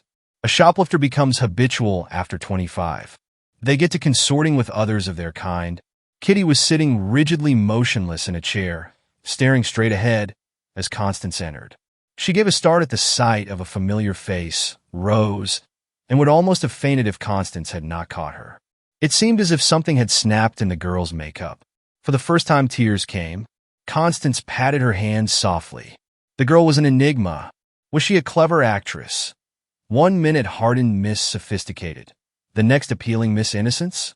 "How did you catch her?" asked Constance a moment later as she found an opportunity to talk to Drummond alone. "Oh, she was trying to substitute a paste replica for the alleged Arkansas Queen. The clerk noticed the replica in time, saw a little spot of carbon on it, and she was shadowed and arrested just as she was leaving the store. Yes, they found the other paste jewel on her. She was caught with the goods." "Replica," repeated Constance, thinking of the picture that had appeared in the papers the night before. "How could she get a replica of it?" "How do I know?" shrugged Drummond coldly. Constance looked him squarely in the eyes. "What about Annie Grayson?" she asked point-blank. "I have taken care of that," he replied harshly. "She is already under arrest, and from what I have heard, we may get something on her now. We have a record against the Carr girl. We can use it against her friend. We're just about taking her to the flat to identify the Grayson woman. Would you like to come along?" he added in a spirit of bravado. "I think you are a material witness in the Stacy case. Anyhow." Constance felt bitterly her defeat. Still, she went with them. There was always a chance that something might turn up. As they entered the door of the kitchenette, loud voices told them that someone was disputing inside.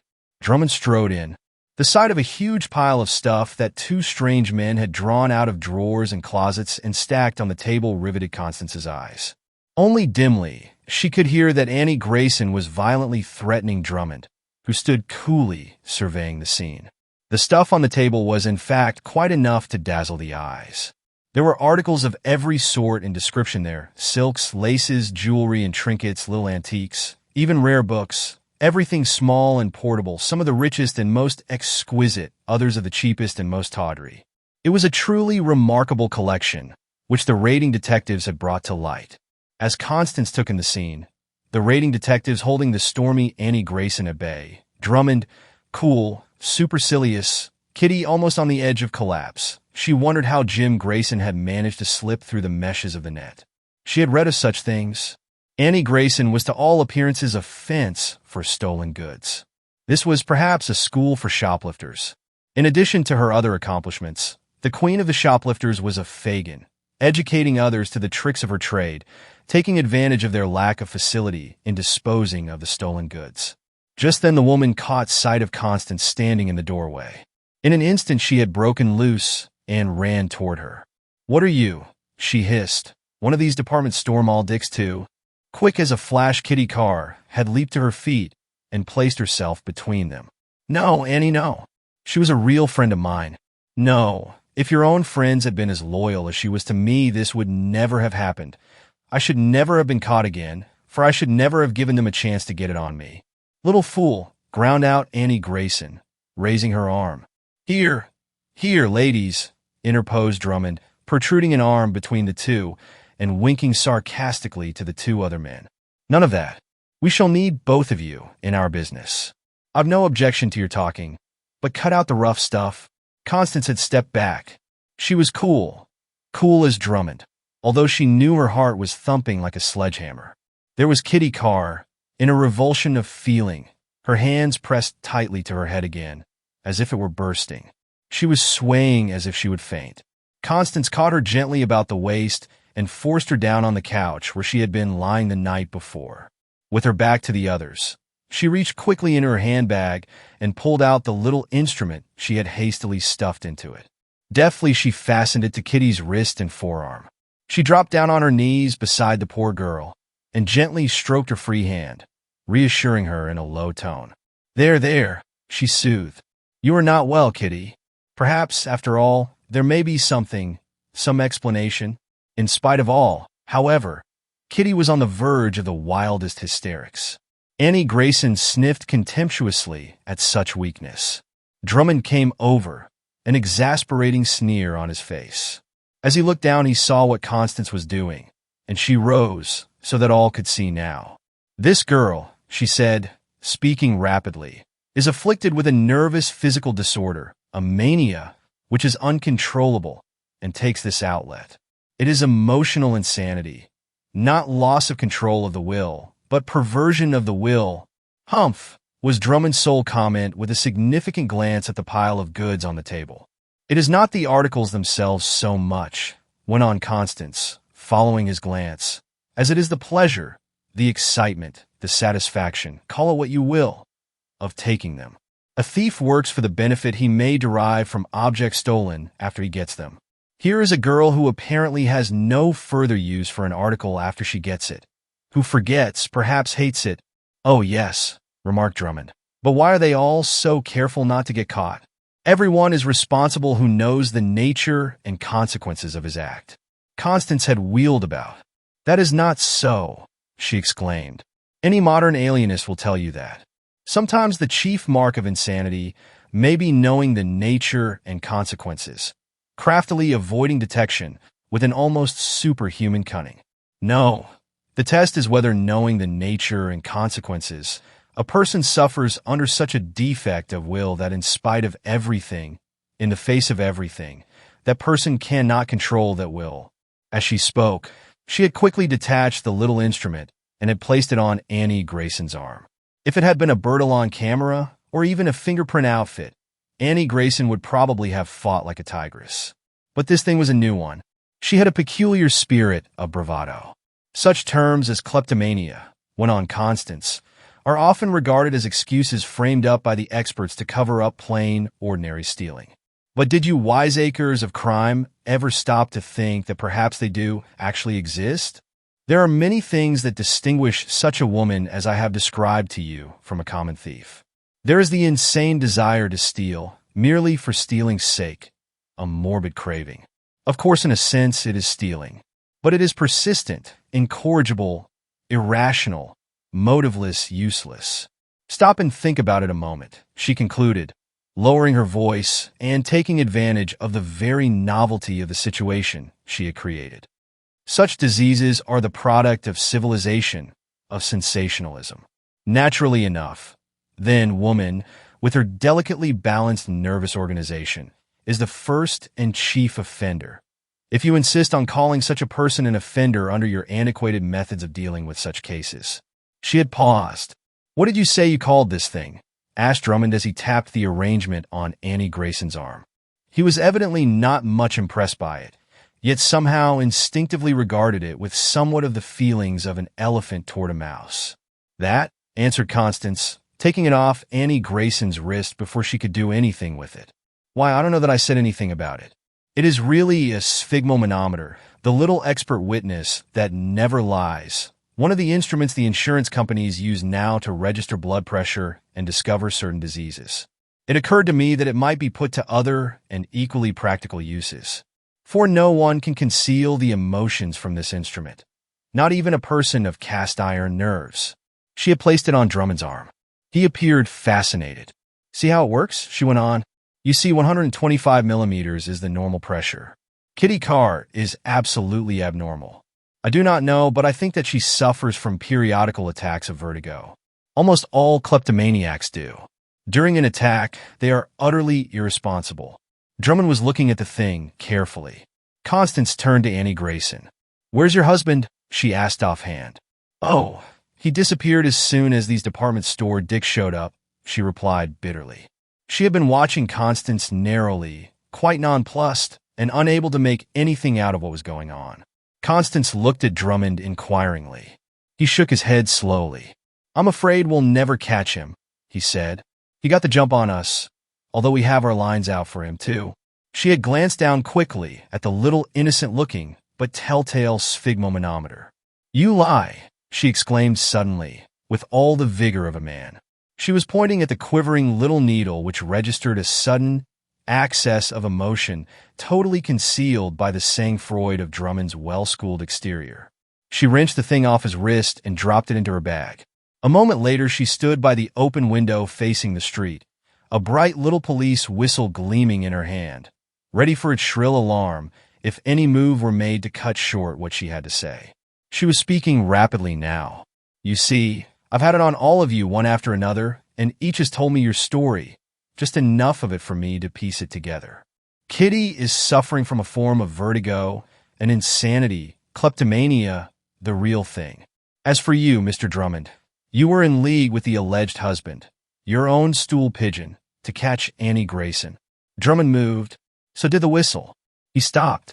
"But she was too clever for you all. She was not caught, even by a man who lived with her as her own husband. For she was not operating."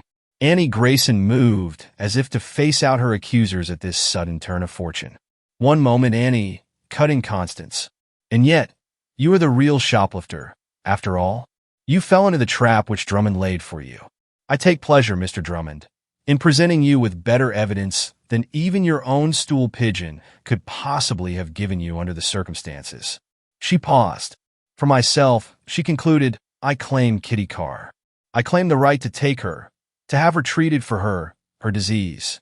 I claim it because the real shoplifter, the queen of the shoplifters, Annie Grayson, has worked out a brand new scheme, taking up a true kleptomaniac and using her insanity to carry out the stealings which she suggested, and safely, to this point, has profited by." Chapter 10. The Blackmailers. "They're late this afternoon?" "Yes. I think they might be on time. I wish they had made the appointment in a quieter place." "What do you care, Anita? Probably somebody else is doing the same thing somewhere else.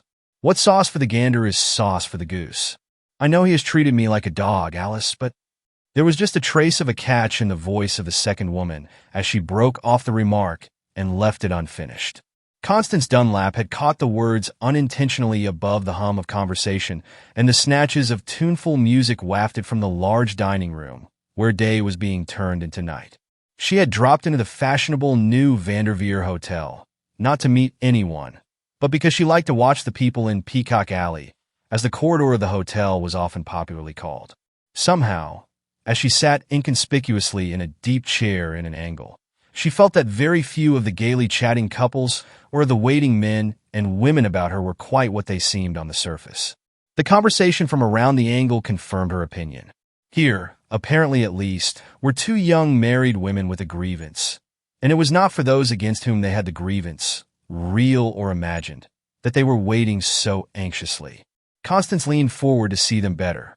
The woman nearest her was a trifle the elder of the two, a very attractive-looking woman, tastefully gowned and carefully groomed. The younger, who had been the first speaker, was perhaps the more dashing. Certainly, she appeared to be the more sophisticated. And as Constance caught her, as she involuntarily thought of the old proverb, "Never trust a man who doesn't look you in the eye or a woman who does." Two men sauntered down the long corridor, on the way from a visit to the bar. As they caught sight of the two ladies, there was a smile of recognition, an exchange of remarks between each pair, and the men hurried in the direction of the corner. They greeted the two ladies in low, bantering, familiar terms: Mr. Smith, Mrs. Jones, Mr. White, and Mrs. Brown. "You got my card?" asked one of the men of the woman nearest Constance. "Sorry we're late, but a business friend ran into us as we were coming in, and I had to shun him off in the other direction." He nodded toward the opposite end of the corridor with a laugh. "You've been bad boys," pouted the other woman, "but we forgive you, this time. Perhaps we may hope to be reinstated after a little tea and a dance," suggested the other man. The four were all moving in the direction of the dining room and the gay music. They had disappeared in the crush about the door before Constance noticed that the woman who had been sitting nearest her had dropped an envelope. She picked it up. It was on the stationery of another fashionable hotel, evidently written by one of those who lounge in, and on the strength of a small bill in the cafe used the writing room. In a man's hand was the name, Mrs. Anita Douglas, the Melcombe Apartments, City. Before she realized it, Constance had pulled out the card inside and glanced at it. It read, "My dearest A, can you meet us in the Vanderveer tomorrow afternoon at 4? Bring along your little friend. With Minnie. Yours." Mechanically, Constance crumpled the card and the envelope in her hand and held them as she regarded the passing throng, intending to throw them away when she passed a scrap basket on the way out. Still, it was a fascinating scene, this of the comedy and tragedy of human weaknesses, and she stayed much longer than she had intended. One by one, the people had either gone to dinner in the main dining room or elsewhere, and Constance had nearly decided on going too. She was looking down the corridor toward the desk when she saw something that caused her to change her mind. There was the young lady who had been talking so flippantly to the woman with a grievance, and she was now talking, of all people, to Drummond. Constance shrank back into her wicker chair in the protecting angle. What did it mean? If Drummond had anything to do with it, even remotely, it boded no good, at least. Suddenly, a possible explanation crossed her mind. Was it a sidelight upon that peculiar industry of divorce as practiced in no place except New York? It was not only that Constance longed for, lived by excitement. She felt a sense of curiosity as to what the detective was up to now, and somehow she felt a duty in the case. She determined to return the envelope and card and meet the woman. And the more she thought of it, the more imperative became the idea. So it came about that the following forenoon Constance sought out the Melcombe Apartments, a huge stone and brick affair on a street which the uptown trend of population was transforming. Anita Douglas, she had already found out by an inquiry or two, was the wife of a well-known businessman. Yet, as she entered the little apartment, she noticed that there was no evidence about it of a man's presence. Mrs. Douglas greeted her unexpected visitor with an inquiring look. "I was passing through the corridor of the Vanderveer yesterday afternoon," began Constance, leaping into the middle of her errand, "and I happened to see this envelope lying on the carpet. I thought first of destroying it, then that perhaps you would rather destroy it yourself." Mrs. Douglas almost pounced on the letter as Constance handed it to her. "Thank you," she exclaimed. "It was very thoughtful of you." For a moment or two, they chatted of inconsequential things. "Who was your friend?"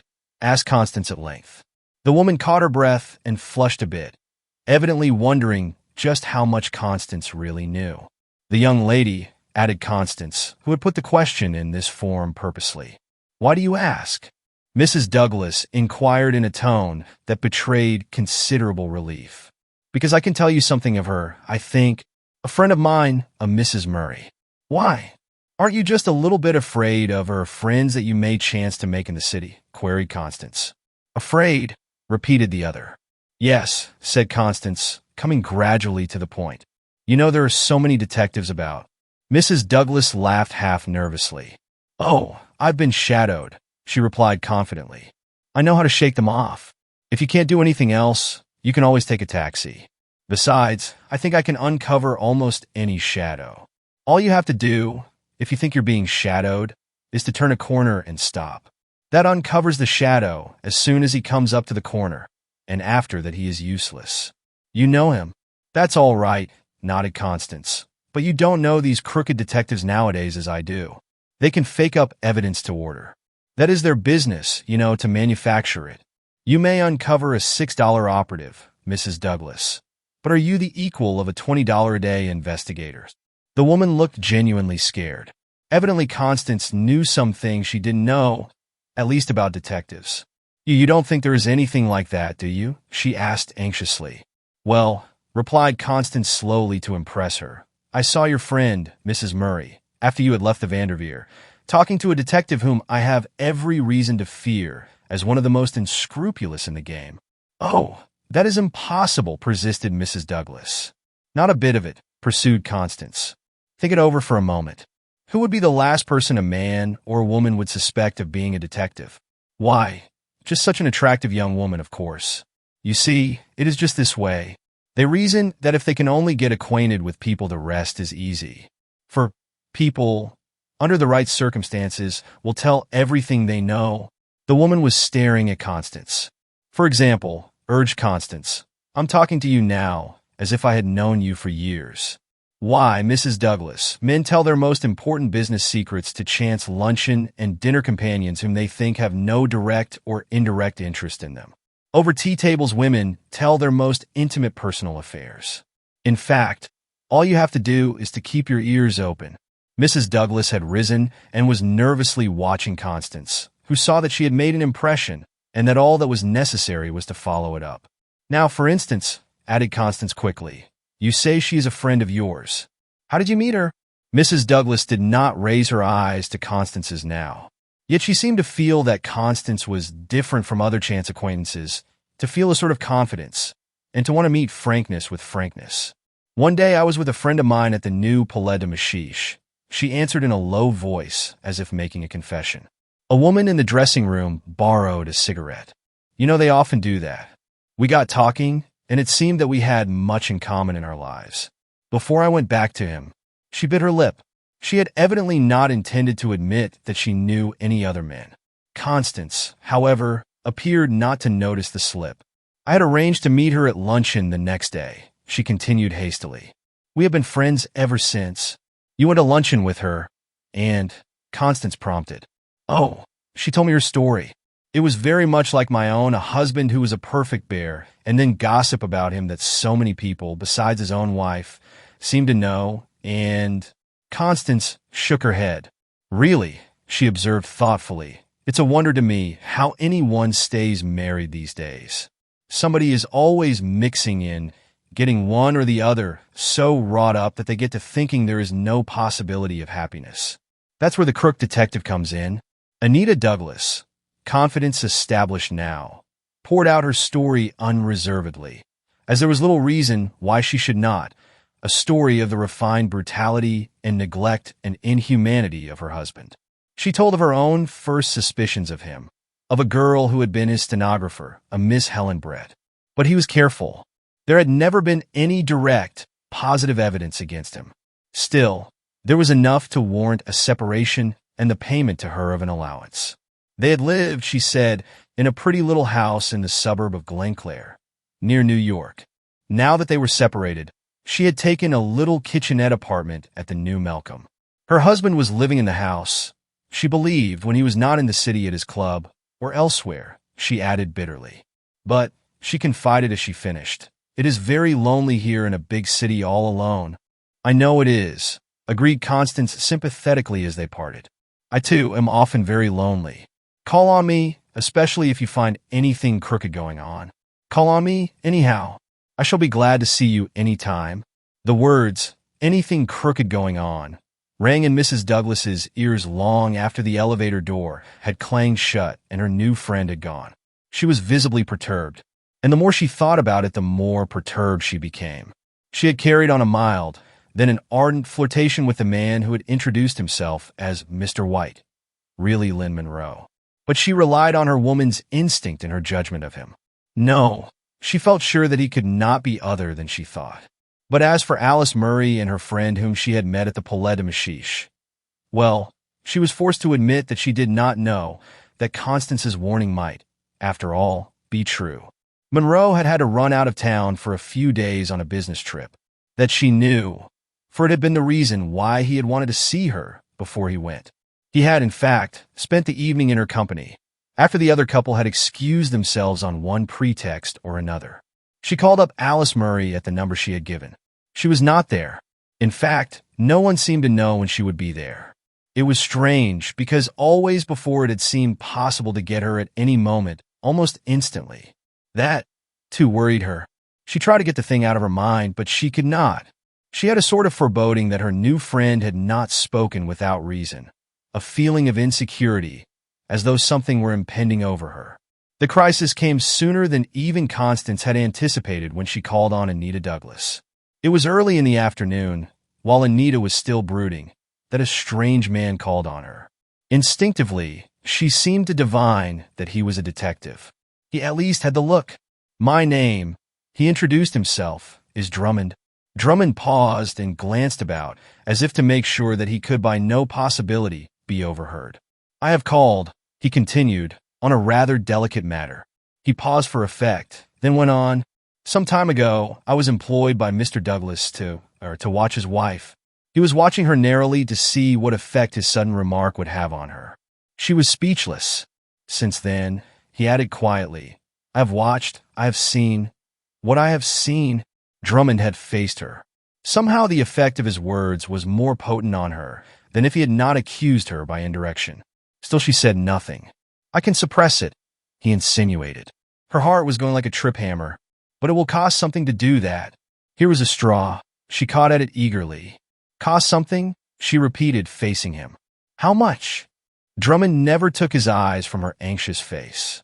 I was to get a fee of $1,000 if I obtained some letters that had passed from her to a man named Lynn Monroe. He has gone out of town, has left his rooms unguarded. I have the letters. She felt a sinking sensation. $1,000. Suddenly the truth of the situation flashed over her. He had come with an offer that set her bidding against her husband for the letters. And in a case of dollars her husband would win. $1,000. It was blackmail.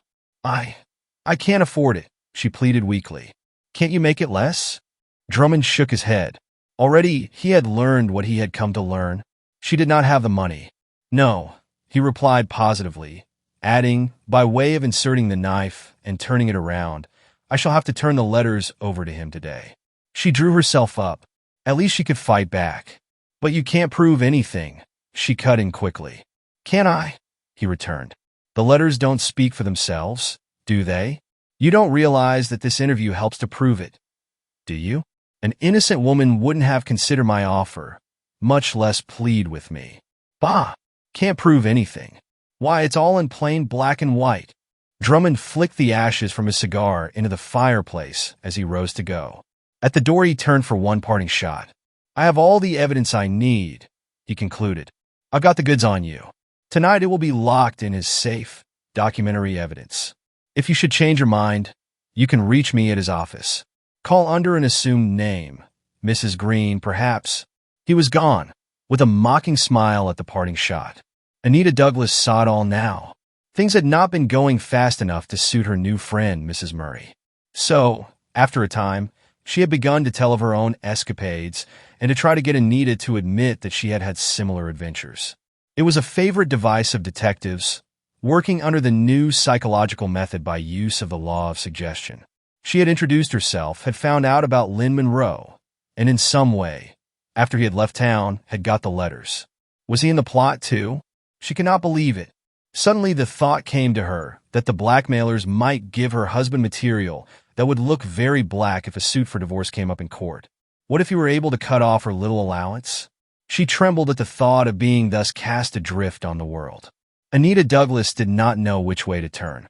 In her dilemma, she thought only of Constance. She hurried to her. It was, as you said, a frame-up, she blurted out as she entered Constance's apartment. Then in the same breath added, that Mrs. Murray was just a stool pigeon.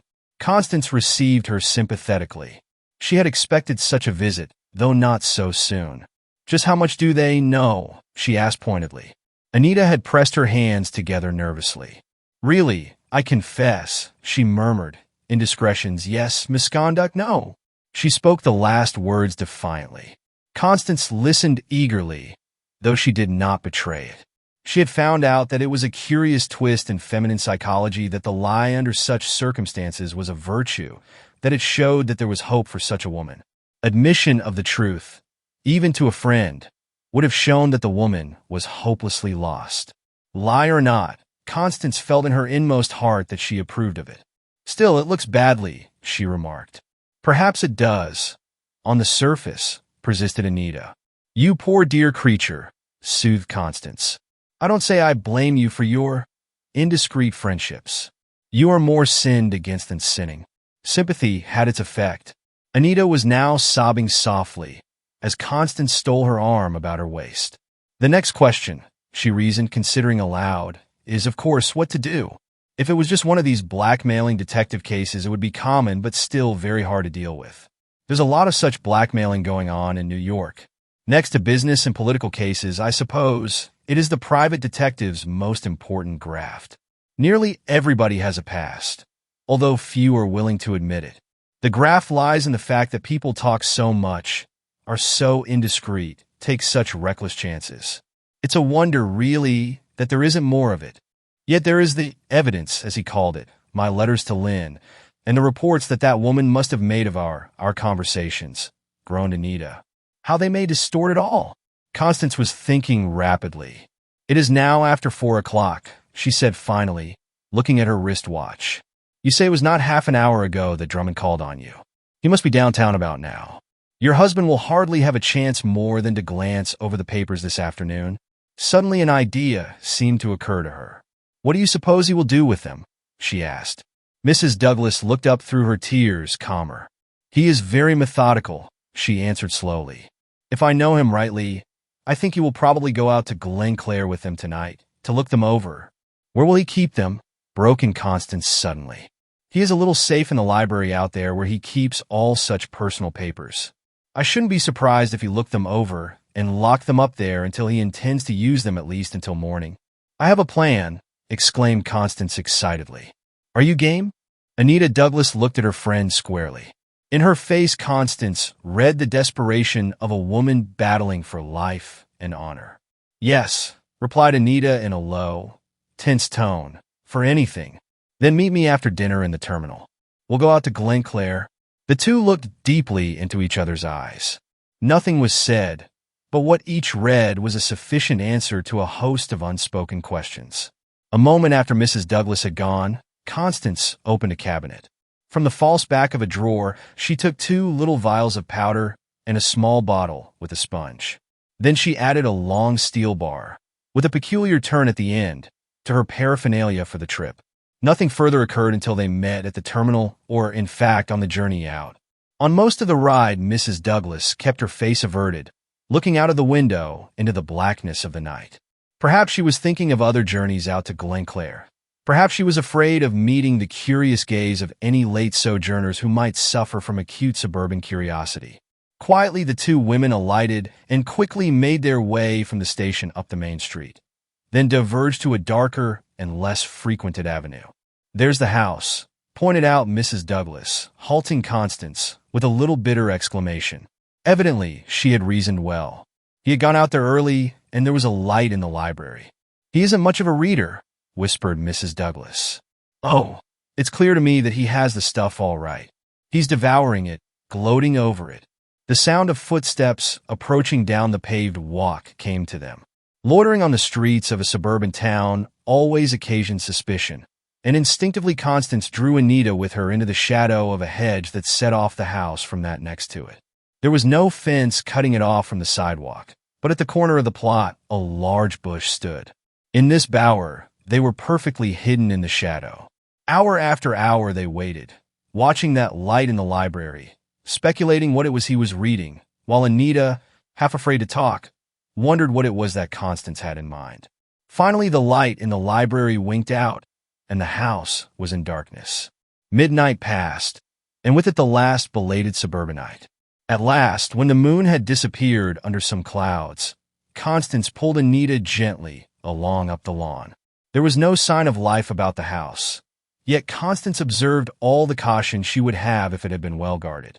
Quickly they advanced over the open space to the cottage, approaching in the shadow as much as possible. Tiptoeing over the porch, Constance tried a window, the window through which had shone the tantalizing light. It was fastened. Without hesitation, she pulled out the long steel bar with the twisted head and began to insert the sharp end between the sashes. "Aren't you afraid?" chattered her companion. "No," she whispered, not looking up from her work.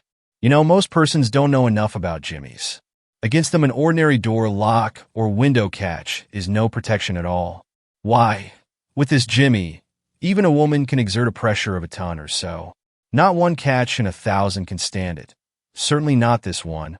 Constance continued to work, muffling the lever as much as possible in a piece of felt. At last a quick wrench, and the catch yielded.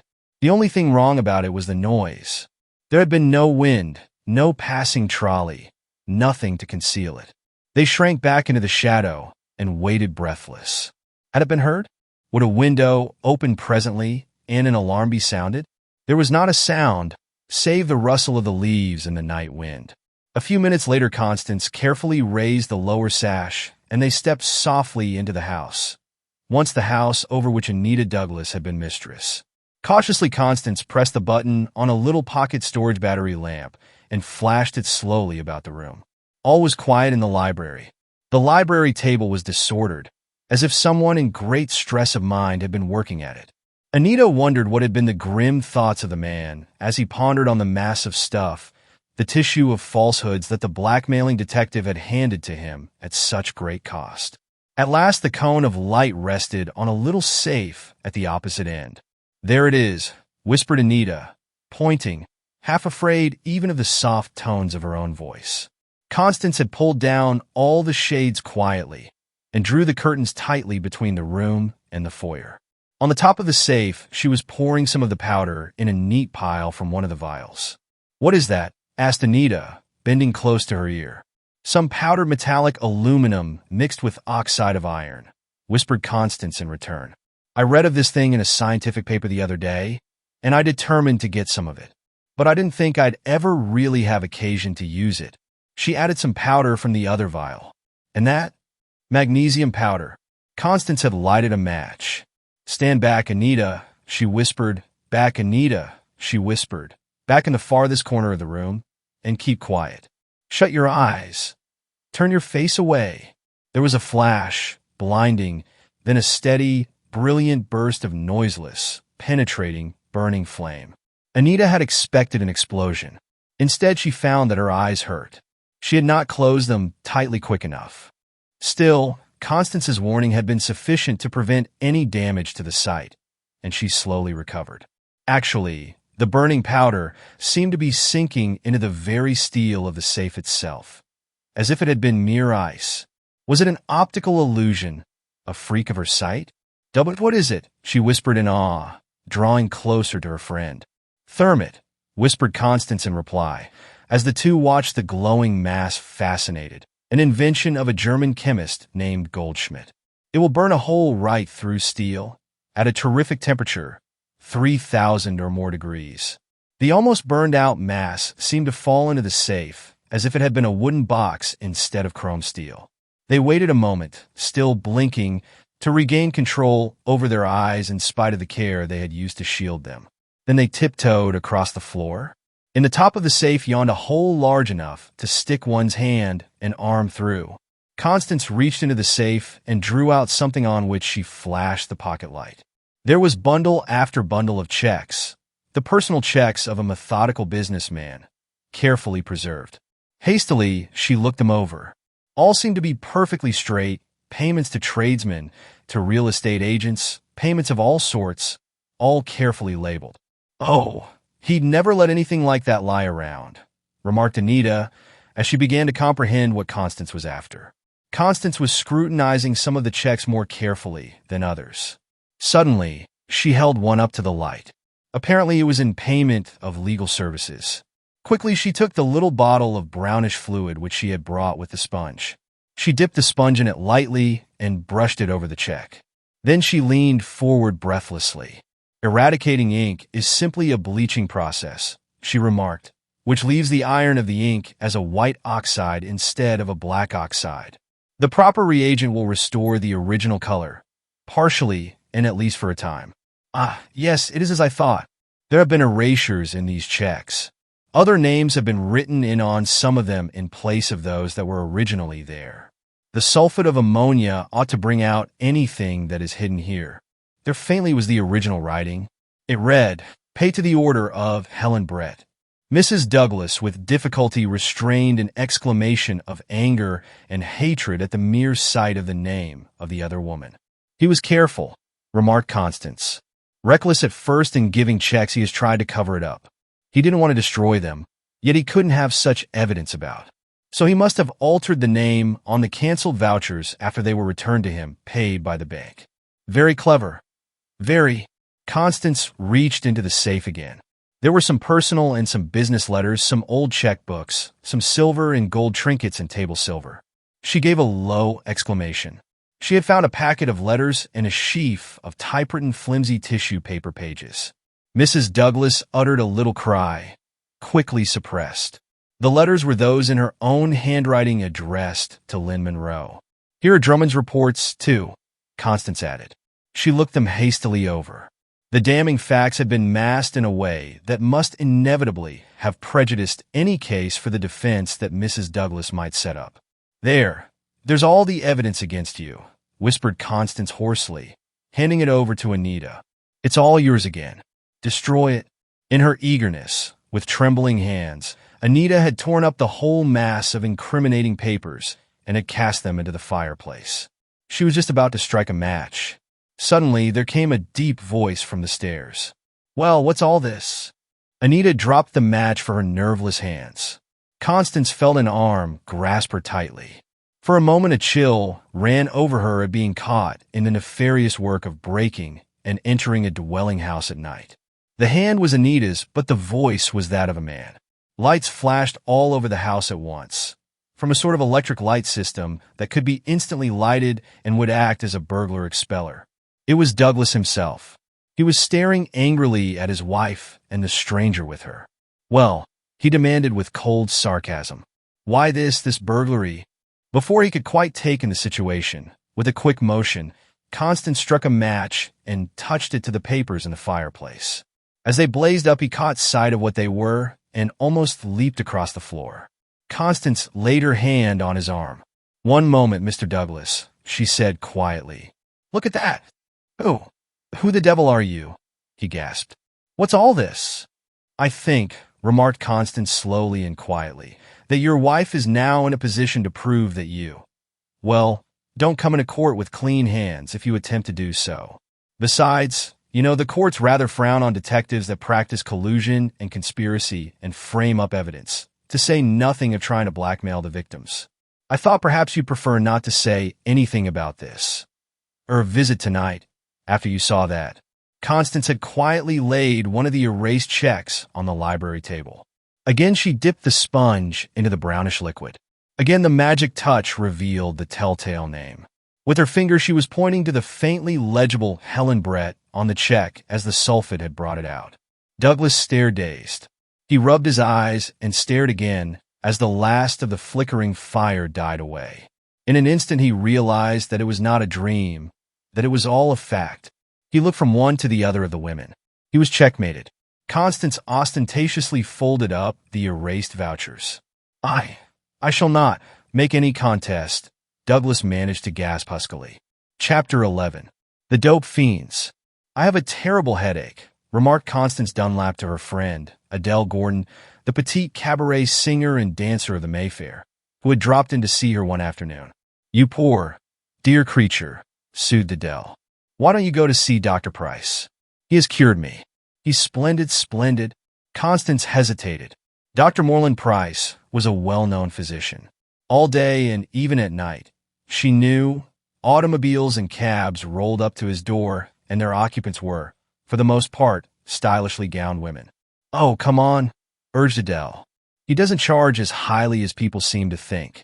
Besides, I'll go with you and introduce you, and he'll charge only as he does the rest of us in the profession." Constance's head throbbed frantically. She felt that she must have some relief soon. "All right," she agreed. "I'll go with you, and thank you, Adele." Dr. Price's office was on the first floor of the fashionable Recherche apartments, and, as she expected, Constance noted a line of motor cars before it. They entered and were admitted to a richly furnished room, in mahogany and expensive Persian rugs, where a number of patients waited. One after another, an attendant summoned them noiselessly and politely to see the doctor, until at last the turn of Constance and Adele came. Dr. Price was a youngish, middle-aged man, tall, with a sallow countenance and a self-confident, polished manner which went a long way in reassuring the patients, most of whom were ladies. As they entered the doctor's sanctum behind the folding doors, Adele seemed to be on very good terms indeed with him. They seated themselves in the deep leather chairs beside Dr. Price's desk, and he inclined his head to listen to the story of their ailments. "Doctor," began Constance's introducer, "I've brought my friend, Mrs. Dunlap, who is suffering from one of those awful headaches. I thought perhaps you could give her some of that medicine that has done me so much good." The doctor bowed without saying anything and shifted his eyes from Adele to Constance. "Just what seems to be the difficulty?" he inquired. Constance told him how she felt, of her general lassitude and the big, throbbing veins in her temples. "Ah, a woman's headaches," he smiled, adding, "Nothing serious, however, in this case, as far as I can see. We can fix this one all right, I think." He wrote out a prescription quickly and handed it to Constance. "Of course," he added, as he pocketed his fee, "it makes no difference to me personally, but I would advise that you have it filled at Muller's. Miss Gordon knows the place. I think Muller's drugs are perhaps fresher than those of most druggists, and that makes a great deal of difference." He had risen and was politely and suavely bowing them out of another door, at the same time by pressing a button signifying to his attendant to admit the next patient. Constance had preceded Adele, and as she passed through the other door, she overheard the doctor whisper to her friend, "I'm going to stop for you tonight to take a ride. I have something important I want to say to you." She did not catch Adele's answer, but as they left the marble and onyx, brass-grilled entrance, Adele remarked, "That's his car, over there. Oh, but he is a reckless driver, dashes along pell-mell, but always seems to have his eye out for everything. Never seems to be arrested, never in an accident." Constance turned in the direction of the car and was startled to see the familiar face of Drummond across the street dodging behind it. What was it now? She wondered. A divorce case, a scandal, what? The medicine was made up into little powders, to be taken until they gave relief, and Constance folded the paper of one, poured it on the back of her tongue, and swallowed a glass of water afterward. Her head continued to throb, but she felt a sense of well-being that she had not before. Adele urged her to take another, and Constance did so. The second powder increased the effect of the first marvelously. But Constance noticed that she now began to feel queer. She was not used to taking medicine. For a moment she felt that she was above, beyond the reach of ordinary rules and laws.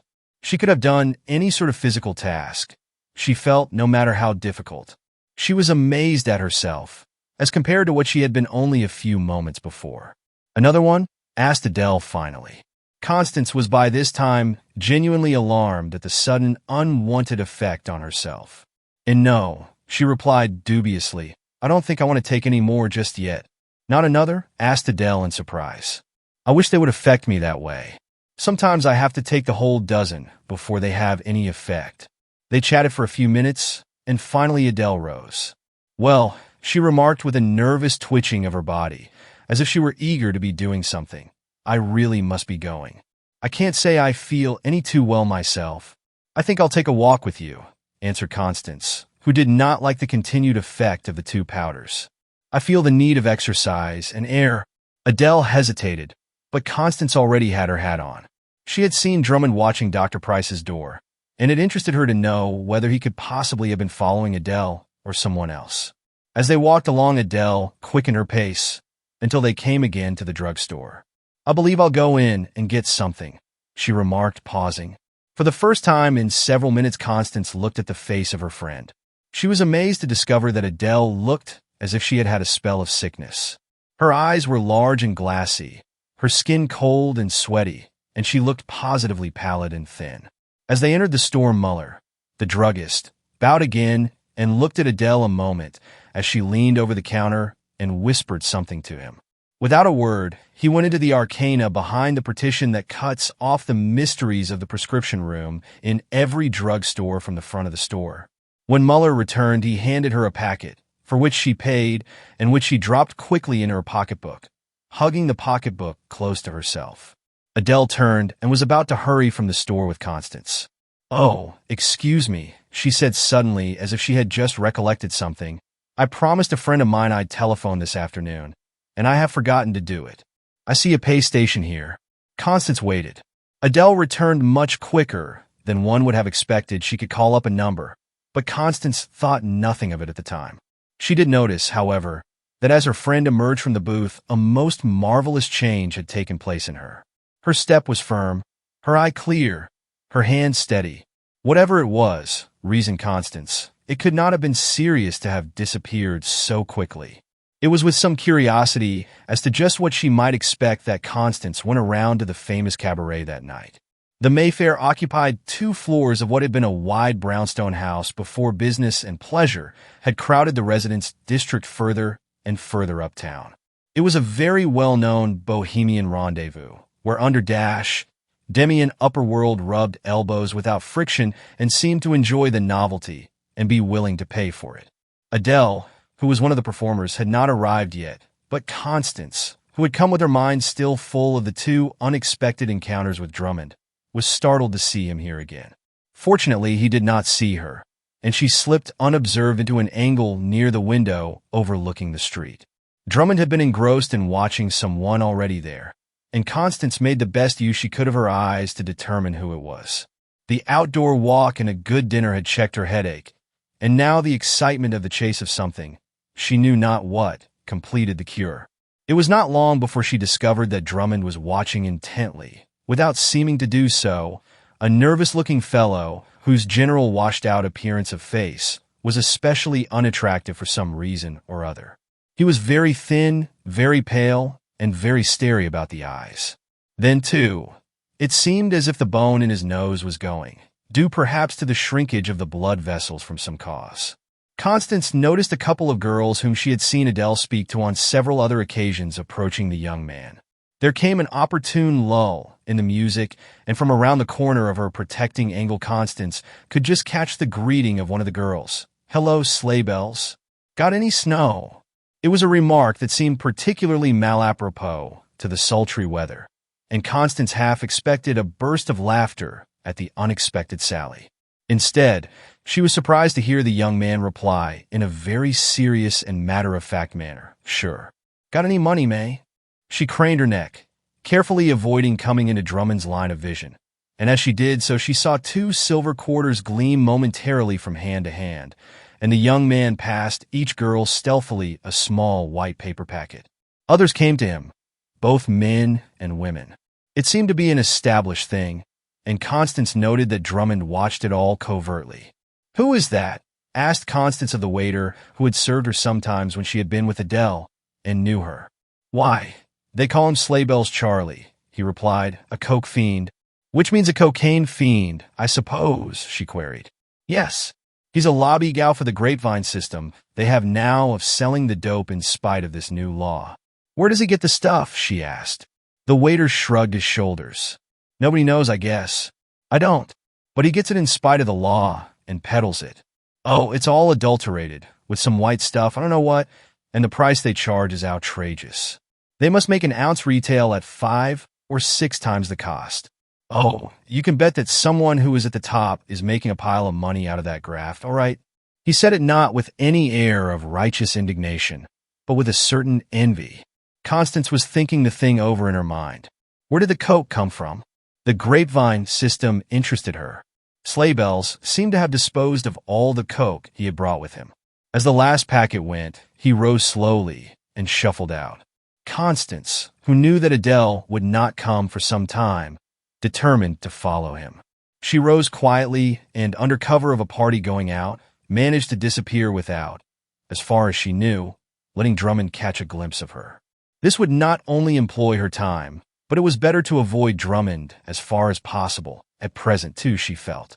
At a distance of about half a block, she followed the curiously shuffling figure. He crossed the avenue, turned and went uptown, turned again, and before she knew it, disappeared in a drugstore. She had been so engrossed in following the lobby gal that it was with a start that she realized that he had entered Muller's. What did it all mean? Was the druggist Muller? The man higher up? She recalled suddenly her own experience of the afternoon. Had Muller tried to palm off something on her? The more she thought of it, the more sure she was that the powder she had taken had been doped. Slowly, turning the matter over in her mind, she returned to the Mayfair. As she peered in cautiously before entering, she saw that Drummond had gone. Adele had not come in yet, and she went in and sat down again in her old place. Perhaps half an hour later, outside, she heard a car drive up with a furious rattle of gears. She looked out of the window and, as far as she could determine in the shadows, it was Dr. Price. "A woman got out, Adele." For a moment she stopped to talk. Then Dr. Price waved a gay goodbye and was off. All she could catch was a hasty, "No, I don't think I'd better come in tonight," from him. As Adele entered the Mayfair, she glanced about, caught sight of Constance, and came and sat down by her. It would have been impossible for her to enter unobserved, so popular was she. It was not long before the two girls whom Constance had seen dealing with sleigh bells sauntered over. "Your friend was here tonight," remarked one to Adele. "Which one?" laughed Adele. "The one who admired your dancing the other night and wanted to take lessons." "You mean the young fellow who was selling something?" asked Constance pointedly. "Oh no," returned the girl quite casually. "That was sleigh bells, and they all laughed." Constance thought immediately of Drummond. "The other one, then," she said, "the thick-set man who was all alone." "Yes, he went away afterward." "Do you know him?" "I've seen him somewhere," evaded Constance, "but I just can't quite place him." She had not noticed Adele particularly until now. Under the light, she had a peculiar worn look, the same as she had had before. The waiter came up to them. "Your turn is next," he hinted to Adele. "Excuse me a minute," she apologized to the rest of the party. "I must fix up a bit." "No," she added to Constance, "don't come with me." She returned from the dressing room a different person and plunged into the wild dance for which the limited orchestra was already tuning up. It was a veritable riot of whirl and rhythm. Never before had Constance seen Adele dance with such abandon. As she executed the wild mazes of a newly imported dance, she held even the jaded Mayfair spellbound. And when she concluded with one daring figure and sat down, flushed and excited, the diners applauded and even shouted approval. It was an event for even the dance-mad Mayfair. Constance did not share in the applause. At last she understood. Adele was a dope fiend, too. She felt it with a sense of pain. Always, she knew, the fiends tried to get away alone somewhere for a few minutes to snuff some of their favorite nepenthe. She had heard before of the cocaine snuffers who took a little of the deadly powder, placed it on the back of the hand, and inhaled it up the nose with a quick intake of breath. Adele was one. It was not Adele who danced. It was the dope. Constance was determined to speak. "You remember that man the girl spoke of?" she began. "Yes." "What of him?" asked Adele with almost a note of defiance. "Well, I really do know him," confessed Constance. "He's a detective?" Constance watched her companion curiously, for at the mere word she had stopped short and faced her. "He is?" she asked quickly. "Then that was why Dr. Price." She managed to suppress the remark and continued her walk home without another word. In Adele's little apartment, Constance was quick to note that the same haggard look had returned to her friend's face. Adele had reached for her pocketbook with a sort of clutching eagerness and was about to leave the room. Constance rose. "Why don't you give up the stuff?" she asked earnestly. "Don't you want to?" For a moment Adele faced her angrily. Then her real nature seemed slowly to come to the surface. "Yes," she murmured frankly. "Then why don't you?" pleaded Constance. "I haven't the power. There is an indescribable excitement to do something great, to make a mark. It's soon gone, but while it lasts, I can sing, dance, do anything, and then every part of my body begins crying for more of the stuff again." There was no longer any necessity of concealment from Constance. She took a pinch of the stuff, placed it on the back of her wrist, and quickly sniffed it. The change in her was magical. From a quivering, wretched girl, she became a self-confident neurasthenic. "I don't care," she laughed hollowly now. "Yes, I know what you're going to tell me. Soon I'll be hunting the cocaine bug, as they call it, imagining that in my skin, under the flesh, are worms crawling, perhaps see the little animals running around and biting me." She said it with a half-reckless cynicism. "Oh, you don't know. There are two souls in the cocainist, one tortured by the pain of not having the stuff, the other laughing and mocking at the dangers of it. It stimulates. It makes your mind work, without effort by itself. And it gives such visions of success. Makes you feel able to do so much, and to forget. All the girls use it." "Where do they get it?" asked Constance. "I thought the new law prohibited it." "Get it?" repeated Adele. "Why, they get it from that fellow they call sleigh bells. They call it snow, you know, and the girls who use it snowbirds. The law does prohibit its sale, but—" She paused significantly. "Yes," agreed Constance, "but sleigh bells is only a part of the system after all. Who is the man at the top?" Adele shrugged her shoulders and was silent. Still, Constance did not fail to note a sudden look of suspicion which Adele shot at her. Was Adele shielding someone? Constance knew that someone must be getting rich from the traffic, probably selling hundreds of ounces a week and making thousands of dollars. Somehow she felt a sort of indignation at the whole thing. Who was it? Who was the man higher up? In the morning as she was working about her little kitchenette, an idea came to her. Why not hire the vacant apartment across the hall from Adele? An optician, who was a friend of hers, in the course of a recent conversation had mentioned an invention, a model of which he had made for the inventor. She would try it, since with Constance, the outlining of a plan was tantamount to the execution. It was not many hours later before she had both the apartment and the model of the invention. Her walls separated her from the drugstore, and by careful calculation, she determined about where came the little prescription department. Carefully, so as to arouse no suspicion, she began to bore away at the wall with various tools, until finally she had a small, almost imperceptible opening. It was tedious work, and toward the end needed great care so as not to excite suspicion. But finally she was rewarded. Through it she could see just a trace of daylight, and by squinting could see a row of bottles on a shelf opposite. Then, through the hole, she pushed a long, narrow tube like a putty blower. When at last she placed her eye at it, she gave a low exclamation of satisfaction. She could now see the whole of the little room. It was a detectoscope invented by Gallard Smith, adapter of the detectaphone, an instrument built up on the principle of the cystoscope, which physicians use to explore internally down the throat. Only, in the end of the tube, instead of an ordinary lens, was placed what is known as a fisheye lens, which had a range something like nature has given the eyes of fishes, hence the name. Ordinarily cameras, because of the flatness of their lenses, have a range of only a few degrees, the greatest being scarcely more than 90. But this lens was globular, and like a drop of water, refracted light from all directions. When placed so that half of it caught the light, it saw, through an angle of 180 degrees, saw everything in the room instead of just that little row of bottles on the shelf opposite. Constance set herself to watch, and it was not long before her suspicions were confirmed, and she was sure that this was nothing more than a coke joint. Still she wondered whether Muller was the real source of the traffic of which Sleighbells was the messenger. She was determined to find out. All day she watched through her detectoscope. Once she saw Adele come in and buy more dope.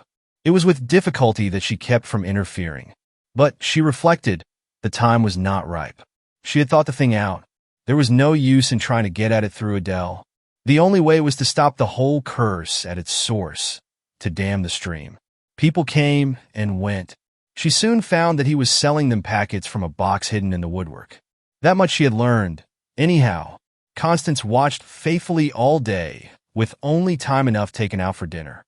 It was after her return from this brief interval that she felt her heart give a leap of apprehension as she looked again through the detectoscope. There was Drummond in the back of the store talking to Muller, and a woman who looked as if she might be Mrs. Muller, for both seemed nervous and anxious. As nearly as she could make out, Drummond was alternately threatening and arguing with Muller.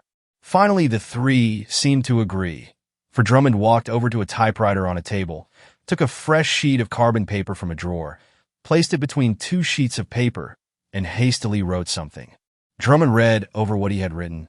It seemed to be short, and the three apparently agreed on it. Then, in a trembling hand, Muller signed the two copies which Drummond had made, one of which Drummond himself kept, and the other he sealed in an envelope and sent away by a boy. Drummond reached into his pocket and pulled out a huge roll of bills of large denomination. He counted out what seemed to be approximately half, handed it to the woman, and replaced the rest in his pocket. What it was all about Constance could only vaguely guess. She longed to know what was in the letter and why the money had been paid to the woman. Perhaps a quarter of an hour after Drummond left, Adele appeared again, pleading for more dope. Muller went back to the partition and made up a fresh paper of it from a bottle also concealed. Constance was torn by conflicting impulses. She did not want to miss anything in the perplexing drama that was being enacted before her, yet she wished to interfere with the deadly course of Adele. Still, perhaps the girl would resent interference if she found out that Constance was spying on her. She determined to wait a little while before seeing Adele. It was only after a decided effort that she tore herself away from the detectoscope and knocked on Adele's door, as if she had just come in for a visit. Again she knocked, but still there was no answer. Every minute something might be happening next door. She hurried back to her post of observation. One of the worst aspects of the use of cocaine, she knew, was the desire of the user to share his experience with someone else. The passing on of the habit, which seemed to be one of the strongest desires of the drug fiend, made him even more dangerous to society than he would otherwise have been. That thought gave Constance an idea. She recalled also now having heard somewhere that it was a common characteristic of these poor creatures to have a passion for fast automobiling, to go on long rides, perhaps even without having the money to pay for them. That, too, confirmed the idea which she had. As the night advanced, she determined to stick to her post. What could it have been that Drummond was doing? It was no good. She felt positive. Suddenly, before her eye, glued to its eavesdropping aperture, she saw a strange sight. There was a violent commotion in the store. Blue-coated policemen seemed to swarm in from nowhere. And in the rear, directing them, appeared Drummond, holding by the arm the unfortunate Sleighbells, quaking with fear, evidently having been picked up already elsewhere by the wily detective. Muller put up a stout resistance, but the officers easily seized him and, after a hasty but thorough search, unearthed his cache of the contraband drug. As the scene unfolded, Constance was more and more bewildered after having witnessed that which preceded it, the signing of the letter and the passing of the money. Muller evidently had nothing to say about that. What did it mean? The police were still holding Muller, and Constance had not noted that Drummond had disappeared. "It's on the first floor, left, men," sounded a familiar voice outside her own door. "I know she's there. My shadow saw her by the dope, and take it home." Her heart was thumping wildly. It was Drummond leading his squad of raiders, and they were about to enter the apartment of Adele. They knocked, but there was no answer. A few moments before, Constance would have felt perfectly safe in saying that Adele was out. But if Drummond's man had seen her enter, might she not have been there all the time, be there still, in a stupor? She dreaded to think of what might happen if the poor girl once fell into their hands.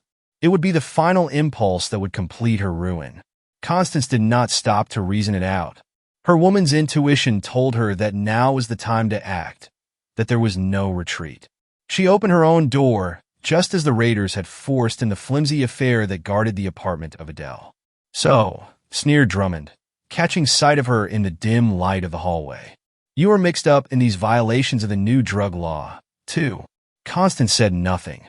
She had determined first to make Drummond display his hand. "Well," he ground out, "I'm going to get these people this time. I represent the Medical Society and the Board of Health. These men have been assigned to me by the commissioner as a dope squad. We want this girl. We have others who will give evidence, but we want this one too." He said it with a bluster that even exaggerated the theatrical character of the raid itself.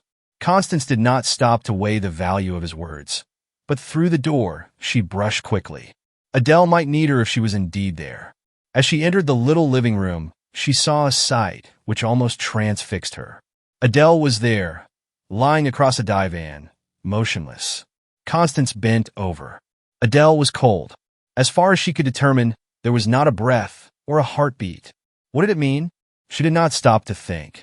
Instantly, there flashed over her the recollection of an instrument she had read about at one of the city hospitals. It might save Adele. Before anyone knew what she was doing, she had darted to the telephone in the lower hall of the apartment and had called up the hospital frantically, imploring them to hurry. Adele must be saved. Constance had no very clear idea of what happened next in the hurly-burly of events, until the ambulance pulled up at the door and the white-coated surgeon burst in carrying a heavy suitcase. With one look at the unfortunate girl, he muttered, "Paralysis of the respiratory organs, too large a dose of the drug. You did perfectly right," and began unpacking the case. Constance, calm now in the crisis, stood by him and helped as deftly as could any nurse. It was a curious arrangement of tubes and valves, with a large rubber bag and a little pump that the doctor had brought. Quickly he placed a cap, attached to it, over the nose and mouth of the poor girl, and started the machine. "What is it?" gasped Drummond as he saw Adele's hitherto motionless breast now rise and fall. "A pool motor," replied the doctor, working quickly and carefully, "an artificial lung. Sometimes it can revive even the medically dead. It is our last chance with this girl. Constance had picked up the packet which had fallen beside Adele and was looking at the white powder. Almost pure cocaine, remarked the young surgeon, testing it. The hydrochloride, large crystals, highest quality. Usually it is adulterated. Was she in the habit of taking it this way? Constance said nothing. She had seen Muller make up the packet, especially now, she recalled. Instead of the adulterated dope, he had given Adele the purest kind. Why? Was there some secret he wished to lock in her breast forever? Mechanically, the pulmotor pumped. Would it save her? Constance was living over what she had already seen through the detectoscope. Suddenly, she thought of the strange letter and of the money. She hurried into the drugstore. Muller had already been taken away, but before the officer left in charge could interfere, she picked up the carbon sheet on which the letter had been copied, turned it over, and held it eagerly to the light. She read in amazement. It was a confession. In it, Muller admitted to Dr. Moreland Price that he was the head of a sort of dope trust, that he had messengers out like sleigh bells, that he had often put dope in the prescriptions sent him by the doctor, and had repeatedly violated the law and refilled such prescriptions. On its face, it was complete and convincing. Yet it did not satisfy Constance. She could not believe that Adele had committed suicide. Adele must possess some secret. What was it? Is there any change? She asked anxiously of the young surgeon now engrossed in his work. For answer, he merely nodded to the apparently motionless form on the bed, and for a moment stopped the pulmotor. The mechanical movement of the body ceased, but in its place was a slight tremor about the lips and mouth. Adele moved, was faintly gasping for breath. "Adele!" cried Constance softly in her ear. "Adele!" Something, perhaps a faraway answer of recognition, seemed to flicker over her face. The doctor redoubled his efforts. "Adele, do you know me?" whispered Constance again. "Yes," came back faintly at last. There's something wrong with it. They... How? What do you mean?" urged Constance. "Tell me, Adele." The girl moved uneasily. The doctor administered a stimulant, and she vaguely opened her eyes, began to talk hazily, dreamily. Constance bent over to catch the faint words which would have been lost to the others. "They are going to double-cross the health department," she murmured as if to herself. Then, gathering strength, she went on. "Muller and Sleighbells will be arrested and take the penalty. They have been caught with the goods, anyhow. It has all been arranged so that the detective will get his case. Money will be paid to both of them, to Muller and the detective, to swing the case and protect him. He made me do it. I saw the detective, even danced with him, and he agreed to do it. Oh, I would do anything. I am his willing tool when I have the stuff. But this time, it was..." She rambled off incoherently. "Who made you do it?" "Who told you?" prompted Constance. "For whom would you do anything?" Adele moaned and clutched Constance's hand convulsively. Constance did not pause to consider the ethics of questioning a half-unconscious girl. Her only idea was to get at the truth. "Who was it?" she reiterated. Adele turned weakly. "Dr. Price," she murmured as Constance bent her ear to catch even the faintest sound. "He told me all about it last night in the car." Instantly, Constance understood. Adele was the only one outside who held the secret, who could upset the carefully planned frame-up that was to protect the real head of the dope trust who had paid liberally to save his own wretched skin. She rose quickly and wheeled about suddenly on Drummond. "You will convict Dr. Price also," she said in a low tone. "This girl must not be dragged down too. You will leave her alone, and both you and Mr. Muller will hand over that money to her for her cure of the habit." Drummond started forward angrily, but fell back as Constance added in a lower but firmer tone, "Or I'll have you all up on a charge of attempting murder." Drummond turned surlily to those of his dope squad, who remained. "You can go, boys," he said brusquely. "There's been some mistake here." Chapter 12. The Fugitives. "Newspaper pictures seldom look like the person they represent," asserted Lawrence Macy nonchalantly. Constance Dunlap looked squarely at the man opposite her at the table, oblivious to the surroundings. It was a brilliant sight in the great after-theater rendezvous, the beautiful faces and gowns, the exquisite music, the bright lights, and the gaiety. She had chosen this time and place for a reason. She had hoped that the contrast with what she had to say would be most marked in its influence on the man. Nevertheless, she replied keenly, I recognize the picture, as though you were Bertillon's new, spoken portrait of this Graham Mackenzie. She deliberately folded up a newspaper clipping and shoved it into her handbag on a chair beside the table. Lawrence Macy met her eye unflinchingly. Suppose, he drawled, just for the sake of argument, that you are right. What would you do? Constance looked at the unruffled exterior of the man. With her keen perception, she knew that it covered just as calm an interior. He would have said the same thing if she had been a real detective, had walked up behind him suddenly in the subway crush, had tapped his shoulder, and whispered, "You're wanted." "We are dealing with facts, not suppositions," she replied evasively. Momentarily, a strange look passed over Macy's face. What was she driving at, blackmail? He could not think so, even though he had only just come to know Constance. He rejected the thought before it was half-formed. "Put it as you please," he persisted. "I am, then, this Graham Mackenzie who has decamped from Omaha with $500,000. It is $500,000 in the article, is it not? Of cash and unregistered stocks and bonds. Now what would you do?" Constance felt unconsciously the shift which he had skillfully made in their positions. Instead of being the pursuer, she was now the pursued, at least in their conversation. He had admitted nothing of what her quick intuition told her. Yet she felt an admiration for the sang-froid of Macy. She felt a spell thrown over her by the magnetic eyes that seemed to search her own. They were large eyes, the eyes of a dreamer, rather than of a practical man. Eyes of a man who goes far and travels long with the woman on whom he fixes them solely. "You haven't answered my hypothetical question," he reminded her. She brought herself back with a start. "I was only thinking," she murmured. "Then there is doubt in your mind what you would do." "And no," she hesitated. He bent over nearer across the table. "You would at least recall the old adage, 'Do unto others as you would that they should do unto you,'" he urged. It was uncanny, the way this man read her thoughts. "You know whom they say quotes scripture," she avoided. "And am I a devil?" "I did not say so." "You hinted it." She had. But she said, "No, nor hinted it." "Then you did not mean to hint it." She looked away a moment at the gay throng. "Graham Mackenzie," she said slowly, "what's the use of all this beating about? Why cannot we be frank with one another?" She paused, then resumed, meditatively. "A long time ago, I became involved with a man in a scheme to forge checks. I would have done anything for him, anything." A cloud passed over his face. She saw it, had been watching for it, but appeared not to do so. His was a nature to brook no rivalry. "My husband had become involved in extravagances for which I was to blame," she went on. The cloud settled, and in its place came a look of intense relief. He was like most men. Whatever his own morals, he demanded a high standard in her. "We formed an amateur partnership in crime," she hurried on.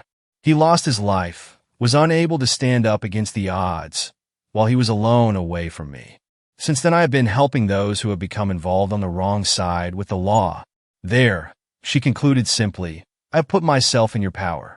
I have admitted my part in something that, try as they would, they could never connect me with.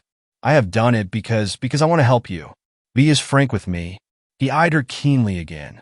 The appeal was irresistible. "I can tell you Graham Mackenzie's story," he began carefully. 6 months ago, there was a young man in Omaha who had worked faithfully for a safe deposit company for years. He was getting $85 a month. That is more than it seems to you here in New York, but it was very little for what he did. Why? As superintendent of the safe deposit vaults, he had helped to build up that part of the trust company's business to such an extent that he knew he deserved more. Now, a superintendent of a safe deposit vault has lots of chances. Sometimes depositors give him their keys to unlock their boxes for them. It is a simple thing to make an impression in wax or chewing gum palmed in the hand. Or he has access to a number of keys of unrented boxes. He can, as opportunity offers, make duplicates, and then when the boxes are rented, he has a key. Even if the locks of unrented boxes are blanks, set by the first insertion of the key chosen at random, he can still do the same thing. And even if it takes two to get at the idle keys, himself and another trusted employee, he can get at them, if he is clever, without the other officer knowing it, though it may be done almost before his eyes. You see, it all comes down to the honesty of the man. He paused. Constance was fascinated at the coolness with which this man had gone to work and with which he told of it. This superintendent earned more than he received. He deserved it. But when he asked for a raise, they told him he was lucky to keep the job. They reduced him instead to $75. He was angry at the stinging rebuke. He determined to make them smart, to show them what he could do. One noon he went out to lunch, and they had been looking for him ever since. He had taken $500,000 in cash, stocks and bonds, unregistered and hence easily hypothecated and traded on. And his motive, she asked. He looked at her long and earnestly, as if making up his mind to something. I think, he replied, I wanted revenge quite as much as the money. He said it slowly, measured, as if realizing that there was now nothing to be gained by concealment from her, as if only he wanted to put himself in the best light with the woman who had won from him his secret. It was his confession. Acquaintances with Constance ripened fast into friendships. She had known Macy, as he called himself, only a fortnight. He had been introduced to her at a sort of bohemian gathering, had talked to her, direct, as she liked a man to talk. He had seen her home that night, had asked to call, and on the other nights had taken her to the theater and to supper. Delicately, unconsciously, a bond of friendship had grown up between them. She felt that he was a man vibrating with physical and mental power, long latent, which nothing but a strong will held in check, a man by whom she could be fascinated, yet of whom she was just a little bit afraid. With Macy, it would have been difficult to analyze his feelings. He had found in Constance a woman who had seen the world in all its phases, yet had come through unstained by what would have drowned some in the depths of the underworld, or thrust others into the degradation of the demimonde, at least. He admired and respected her. He, the dreamer, saw in her the practical. She, an adventurer in amateur lawlessness, saw in him something kindred at heart. And so when a newspaper came to her in which she recognized with her keen insight Lawrence Macy's face under Graham Mackenzie's name, and a story of embezzlement of trust company and other funds from the Omaha Central Western Trust of $500,000, she had not been wholly surprised. Instead, she felt almost a sense of elation. The man was neither better nor worse than herself, and he needed help. Her mind wandered back to a time, months before, when she had learned the bitter lesson of what it was to be a legal outcast, and had determined always to keep within the law, no matter how close to the edge of things she went. Mackenzie continued looking at her, as if waiting for the answer to his first question. No, she said slowly, I am not going to hand you over. I never had any such intention. We are in each other's power. But you cannot go about openly, even in New York now. Someone besides myself must have seen that article. Graham listened blankly. It was true. His fancied security in the city was over. He had fled to New York because there, in the mass of people, he could best sink his old identity and take on a new. She leaned her head on her hand and her elbow on the table and looked deeply into his eyes. Let me take those securities, she said. I will be able to do safely what you cannot do. Graham did not seem now to consider the fortune for which he had risked so much. The woman before him was enough. Will you? He asked eagerly. I will do with them as I would for myself, better because it is a trust. She accepted. More than a trust, he added, as he leaned over in turn and in spite of other diners in the restaurant took her hand. There are times when the rest of the critical world and its frigid opinions are valueless. Constance did not withdraw her hand. Rather, she watched in his eyes the subtle physical change in the man that her very touch produced, watched and felt a response in herself. Quickly, she withdrew her hand. I must go, she said rather hurriedly. It is getting late. Constance, he whispered as he helped her on with her wraps, brushing the waiter aside that he might himself perform any duty that involved even touching her. Constance, I am in your hands, absolutely. It had been pleasant to dine with him. It was more pleasant now to feel her influence and power over him. She knew it, though she only half admitted it. They seemed for the moment to walk on air, as they strolled, chatting, out to a taxicab. But as the cab drew up before her own apartment, the familiar associations of even the entrance brought her back to reality suddenly. He handed her out, and the excitement of the evening was over. She saw the thing in its true light. This was the beginning, not the end. Graham, she said, as she lingered for a moment at the door. "Tomorrow, we must find a place where you can hide. I may see you, though?" he asked anxiously. "Of course. Ring me up in the morning, Graham. Good night." And she was whisked up in the elevator, leaving Mackenzie with a sense of loss and loneliness. "By the Lord," he muttered as he swung down the street in preference to taking a cab. "What a woman that is!" Together the next day, they sought out a place where he could remain hidden. Mackenzie would have been near her, but Constance knew better. She chose a bachelor apartment where the tenants never arose before noon and where night was turned into day. Men would not ask questions. In an apartment like her own, there was nothing but gossip. In the daytime, he stayed at home. Only at night did he go forth, and then under her direction in the most unfrequented ways. Every day Constance went to Wall Street, where she had established confidential relations with a number of brokers. Together they planned the campaigns. She executed them with consummate skill and adroitness. Constance was amazed. Here was a man who for years had been able to earn only $85 a month and had not seemed to show any ability. Yet he was able to speculate in Wall Street with such dash that he seemed to be in a fair way, through her, to accumulate a fortune. One night, as they were hurrying back to Graham's after a walk, they had to pass a crowd on Broadway. Constance saw a familiar face hurrying by. It gave her a start. It was Drummond, the detective. He was not apparently looking for her, but then that was his method. He might have been looking. At any rate, it reminded her unpleasantly of the fact that there were detectives in the world. "What's the matter?" asked Graham, noticing the change in her. "I just saw a man I know." The old jealousy flushed his face. Constance laughed in spite of her fears. Indeed, there was something that pleased her in his jealousy. "He was the detective who has been hounding me ever since that time I told you about." "Oh," he subsided. But if Drummond had been there, Mackenzie could have been counted on to risk all to protect her. "We must be more careful," she shuddered. Constance was startled one evening, just as she was going out to meet Graham and report on the progress of the day, at hearing a knock at her door. She opened it. "I suppose you think I am your nemesis," introduced Drummond, as he stepped in, veiling the keenness of his search by an attempt to be familiar. She had more than half expected it. She said nothing, but her coldness was plainly one of interrogation.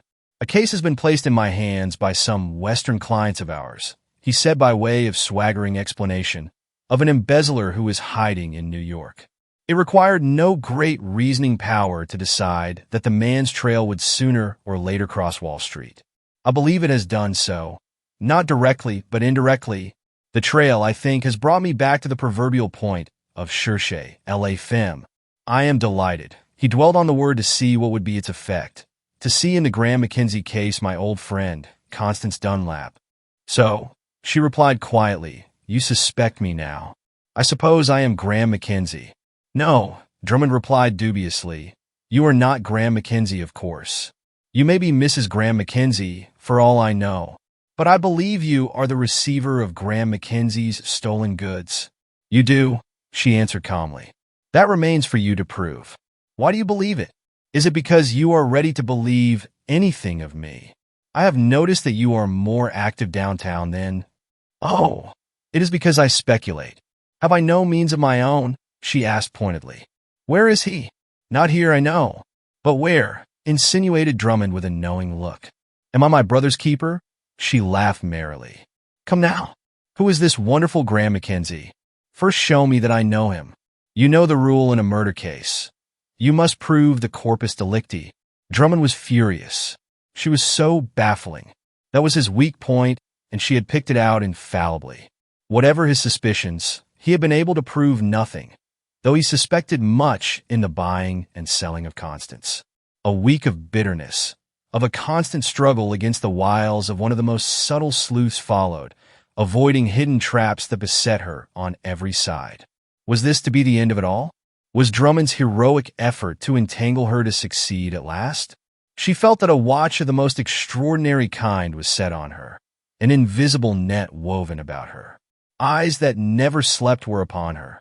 There was no minute in her regular haunts that she was not guarded. She knew it, though she could not see it. It was a war of subtle wits. Yet from the beginning Constance was the winner of every move. She was on her mettle. They would not, she determined, find Graham through her. Days passed, and the detective still had no sign of the missing man. It seemed hopeless, but, like all good detectives, Drummond knew from experience that a clue might come to the surface when it was least expected. Constance, on her part, never relaxed. One day, it was a young woman dressed in most inconspicuous style who followed close behind her, a woman shadow, one of the shrewdest in the city. A tenant moved into the apartment across the hall from Constance, and another hired an apartment in the next house across the court. There was constant espionage. She seemed to sense it. The newcomer was very neighborly, explaining that her husband was a traveling salesman, and that she was alone for weeks at a time. The lines tightened.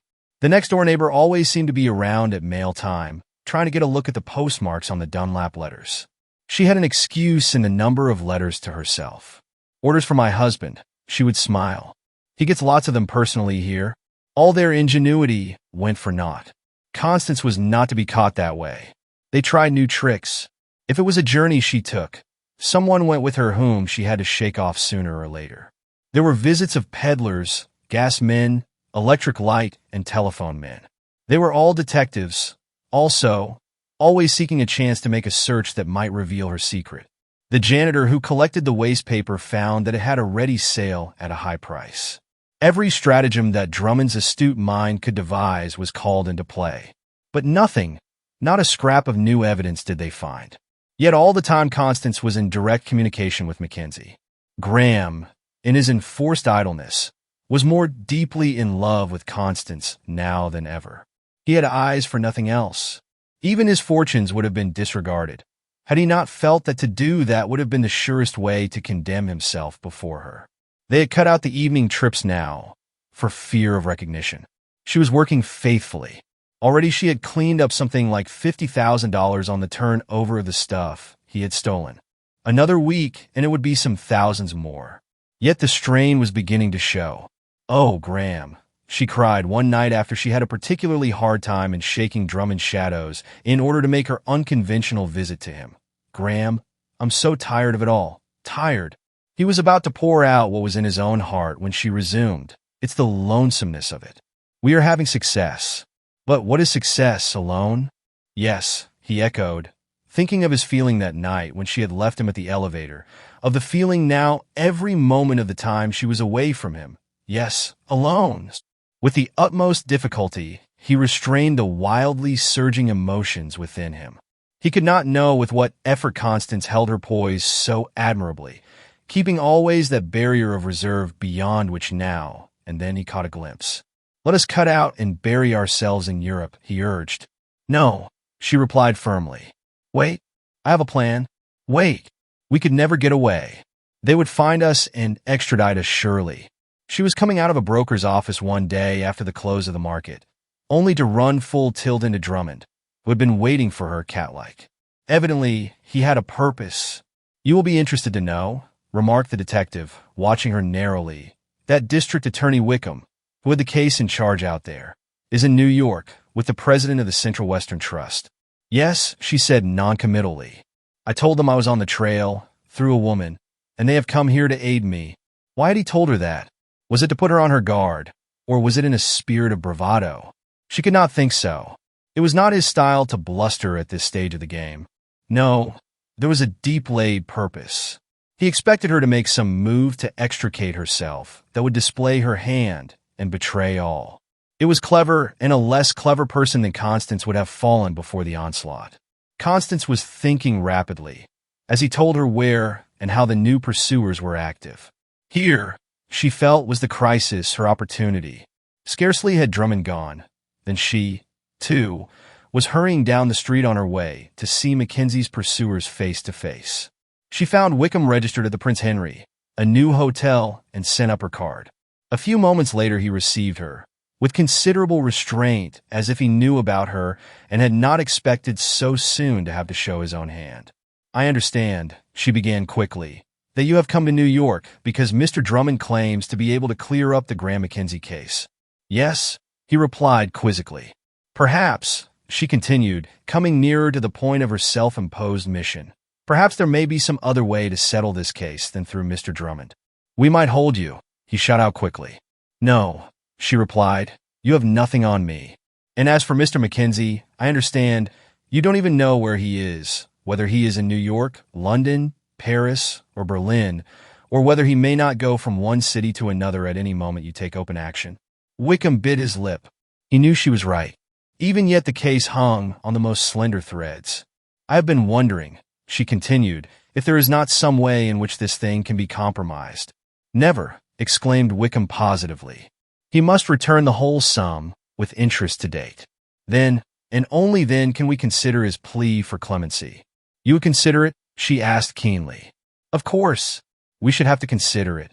Voluntary surrender and reparation would be something like turning state's witness against himself." Constance said nothing. "Can you do it?" he asked, watching craftily to see whether she might not drop a hint that might prove valuable. "I know those who might try," she answered, catching the look. Wickham changed. "What if we should get him without your aid?" he blustered. "Try," she shrugged. Arguments and threats were of no avail with her. She would say nothing more definite. She was obdurate. "You must leave it all to me," she repeated. "I would not betray him. You cannot prove anything on me." "Bring the stuff up here yourself, then," he insinuated. "But I don't trust you either," she replied frankly. The two faced each other. Constance knew in her heart that it was going to be a battle royal with this man, that now she had taken a step even so far in the open, it was every one for himself, and the devil take the hindmost. "I can't help it," he concluded. "Those are the terms. It is as far as I can trust a thief. But I will keep my word," she said quietly. "When you prove to me that you are absolutely on the level, that Mackenzie can make restitution in full with interest, and in return be left as free a man as he is at this moment, why, I can have him give up." "Mrs. Dunlap," said Wickham with an air of finality, "I will make one concession. I will adopt any method of restitution he may prefer. But it must be by direct dealing between Mackenzie and myself, with Drummond present as well as Mr. Taylor, president of the trust company, who is now also in New York. That is my ultimatum. Good afternoon." Constance left the room with flushed face and eyes that glinted with determination. Over and over she thought out methods to accomplish what she had planned. When they complied with all the conditions that would safeguard Mackenzie, she had determined to act. But Graham must be master of the situation. Cautiously, she went through her usual elaborate precautions to shake off any shadows that might be following her, and an hour later found her with Mackenzie. "What has happened?" he asked eagerly, surprised at her early visit. Briefly, she ran over the events of the afternoon. "Would you be willing," she asked, "to go to District Attorney Wickham, hand over the $500,000 with, say, $12,000 interest in return for freedom?" Graham looked at Constance a moment doubtfully. "I would not do that," he measured slowly. "How do I know what they will do the moment they get me in their power? No, almost, I would say that I would not go there under any guarantee they might give. I do not trust them. The indictment must be dismissed first. But they won't do that." The ultimatum was personal restitution. Constance was faced by an apparently insurmountable dilemma. She saw and agreed with the reasonableness of Graham's position. But there was the opposition and obstinacy of Wickham, the bitterness and unscrupulousness of Drummond. Here was a tremendous problem. How was she to meet it? For perhaps half an hour they sat in silence. One plan after another she rejected. Suddenly an idea occurred to her. Somewhere, in a bank, she had seen a method which might meet the difficulty. "Tomorrow, I will arrange it, to suit both of you," she cried confidently. "How?" he asked. "Trust it all to me," she appealed. "All," replied Graham, rising and standing before her. "All. I will do anything you say." He was about to take her hand, but she rose. "No, Graham. Not now. There's work, the crisis. No, I must go. Trust me." It was not until noon of the next day that he saw Constance again. There was an air of suppressed excitement about her as she entered the apartment and placed on a table before him a small oblong box of black, enameled metal, beneath which was a roll of paper. Above was another somewhat similar box with another roll of paper. Constance attached the instrument to the telephone. An enigmatical conversation followed, and she hung up the receiver. A few minutes later, she took the stylus that was in the lower box.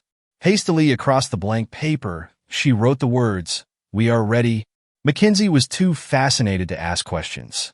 Suddenly, out of the corner of his eye, he saw something in the upper box move, as if of itself.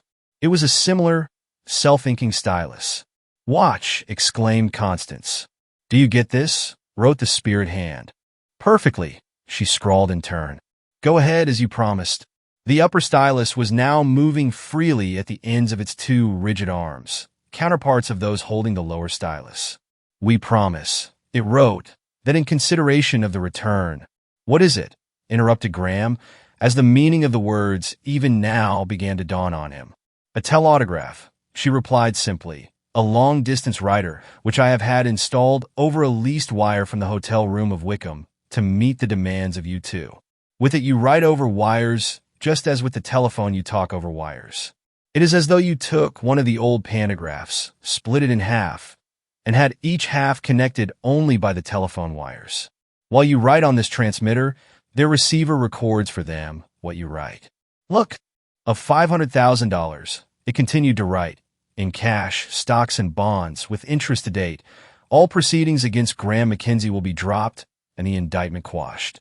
Marshall Taylor, President, Central Western Trust. Maxwell Wickham, District ADTY. Riley Drummond, Detective.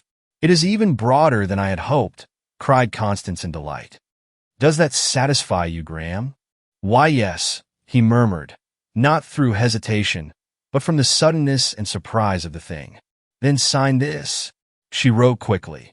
In consideration of the dropping of all charges against me, I agree to tell the number and location of the safe deposit box in New York where the stocks and bonds I possess are located and to hand over a key and written order to the same. I now agree immediately to pay by check the balance of the $500,000, including interest. She stepped aside from the machine. With a tremor of eagerness, he seized the stylus, and underneath what she had written wrote boldly the name, Graham Mackenzie. Next, Constance herself took the stylus. Place in the telautograph a blank check, she wrote. You will write in the name of the bank, the amount, and the signature. She did the same. Now, Graham, sign this check on the Universal Bank as Lawrence Macy, she said, writing in the amount. Mechanically, he took the stylus. His fingers trembled as he held it, but with an effort he controlled himself. It was too weird, too uncanny to be true. Here he was, without stirring forth from the security of his hiding place. There were his pursuers in their hotel. With the precautions taken by Constance, neither party knew where the other was. Yet they were in instant touch, not by the ear alone, but by handwriting itself. He placed the stylus on the paper. She had already written in the number of the check, the date, the bank, the amount, and the P, Marshall Taylor. Hastily, Graham signed it, as though in fear that they might rescind their action before he could finish. Now the securities, she said. I have withdrawn already the amount we have made trading. It is a substantial sum. Write out an order to the safe deposit company to deliver the key and the rest of the contents of the box to Taylor. I have fixed it with them after a special interview this morning. They understand. Again, Graham wrote, feverishly.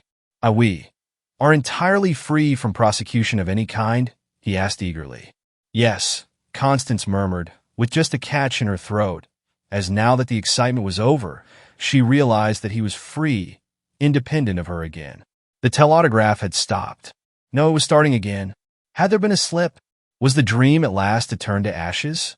They watched anxiously. Mrs. Dunlap, the words unfolded. I take my hat off to you. You have put it across again. Drummond. Constance read it with a sense of overwhelming relief. It was a magnanimous thing in Drummond. Almost she forgave him for many of the bitter hours he had caused in the discharge of his duty. As they looked at the writing, they realized its import. The detective had abandoned the long search.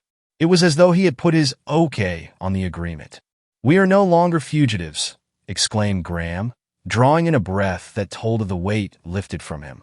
For an instant, he looked down into her upturned face and read the conflict that was going on in her. She did not turn away, as she had before. It flashed over him that once, not long ago, she had talked in a moment of confidence of the loneliness she had felt since she had embarked as the rescuer of amateur criminals. Graham bent down and took her hand, as he had the first night when they had entered their strange partnership. Never can I begin to pay you what I owe, he said huskily, his face near hers. He felt her warm breath almost on his cheek, saw the quick color come into her face, her breast rise and fall with suppressed emotion. Their eyes met. "You need not pay," she whispered. "I am yours." The end. If you enjoyed this video, please like, share, and subscribe to my channel for more timeless classics. Your support helps me create and share more stories with you. Thank you.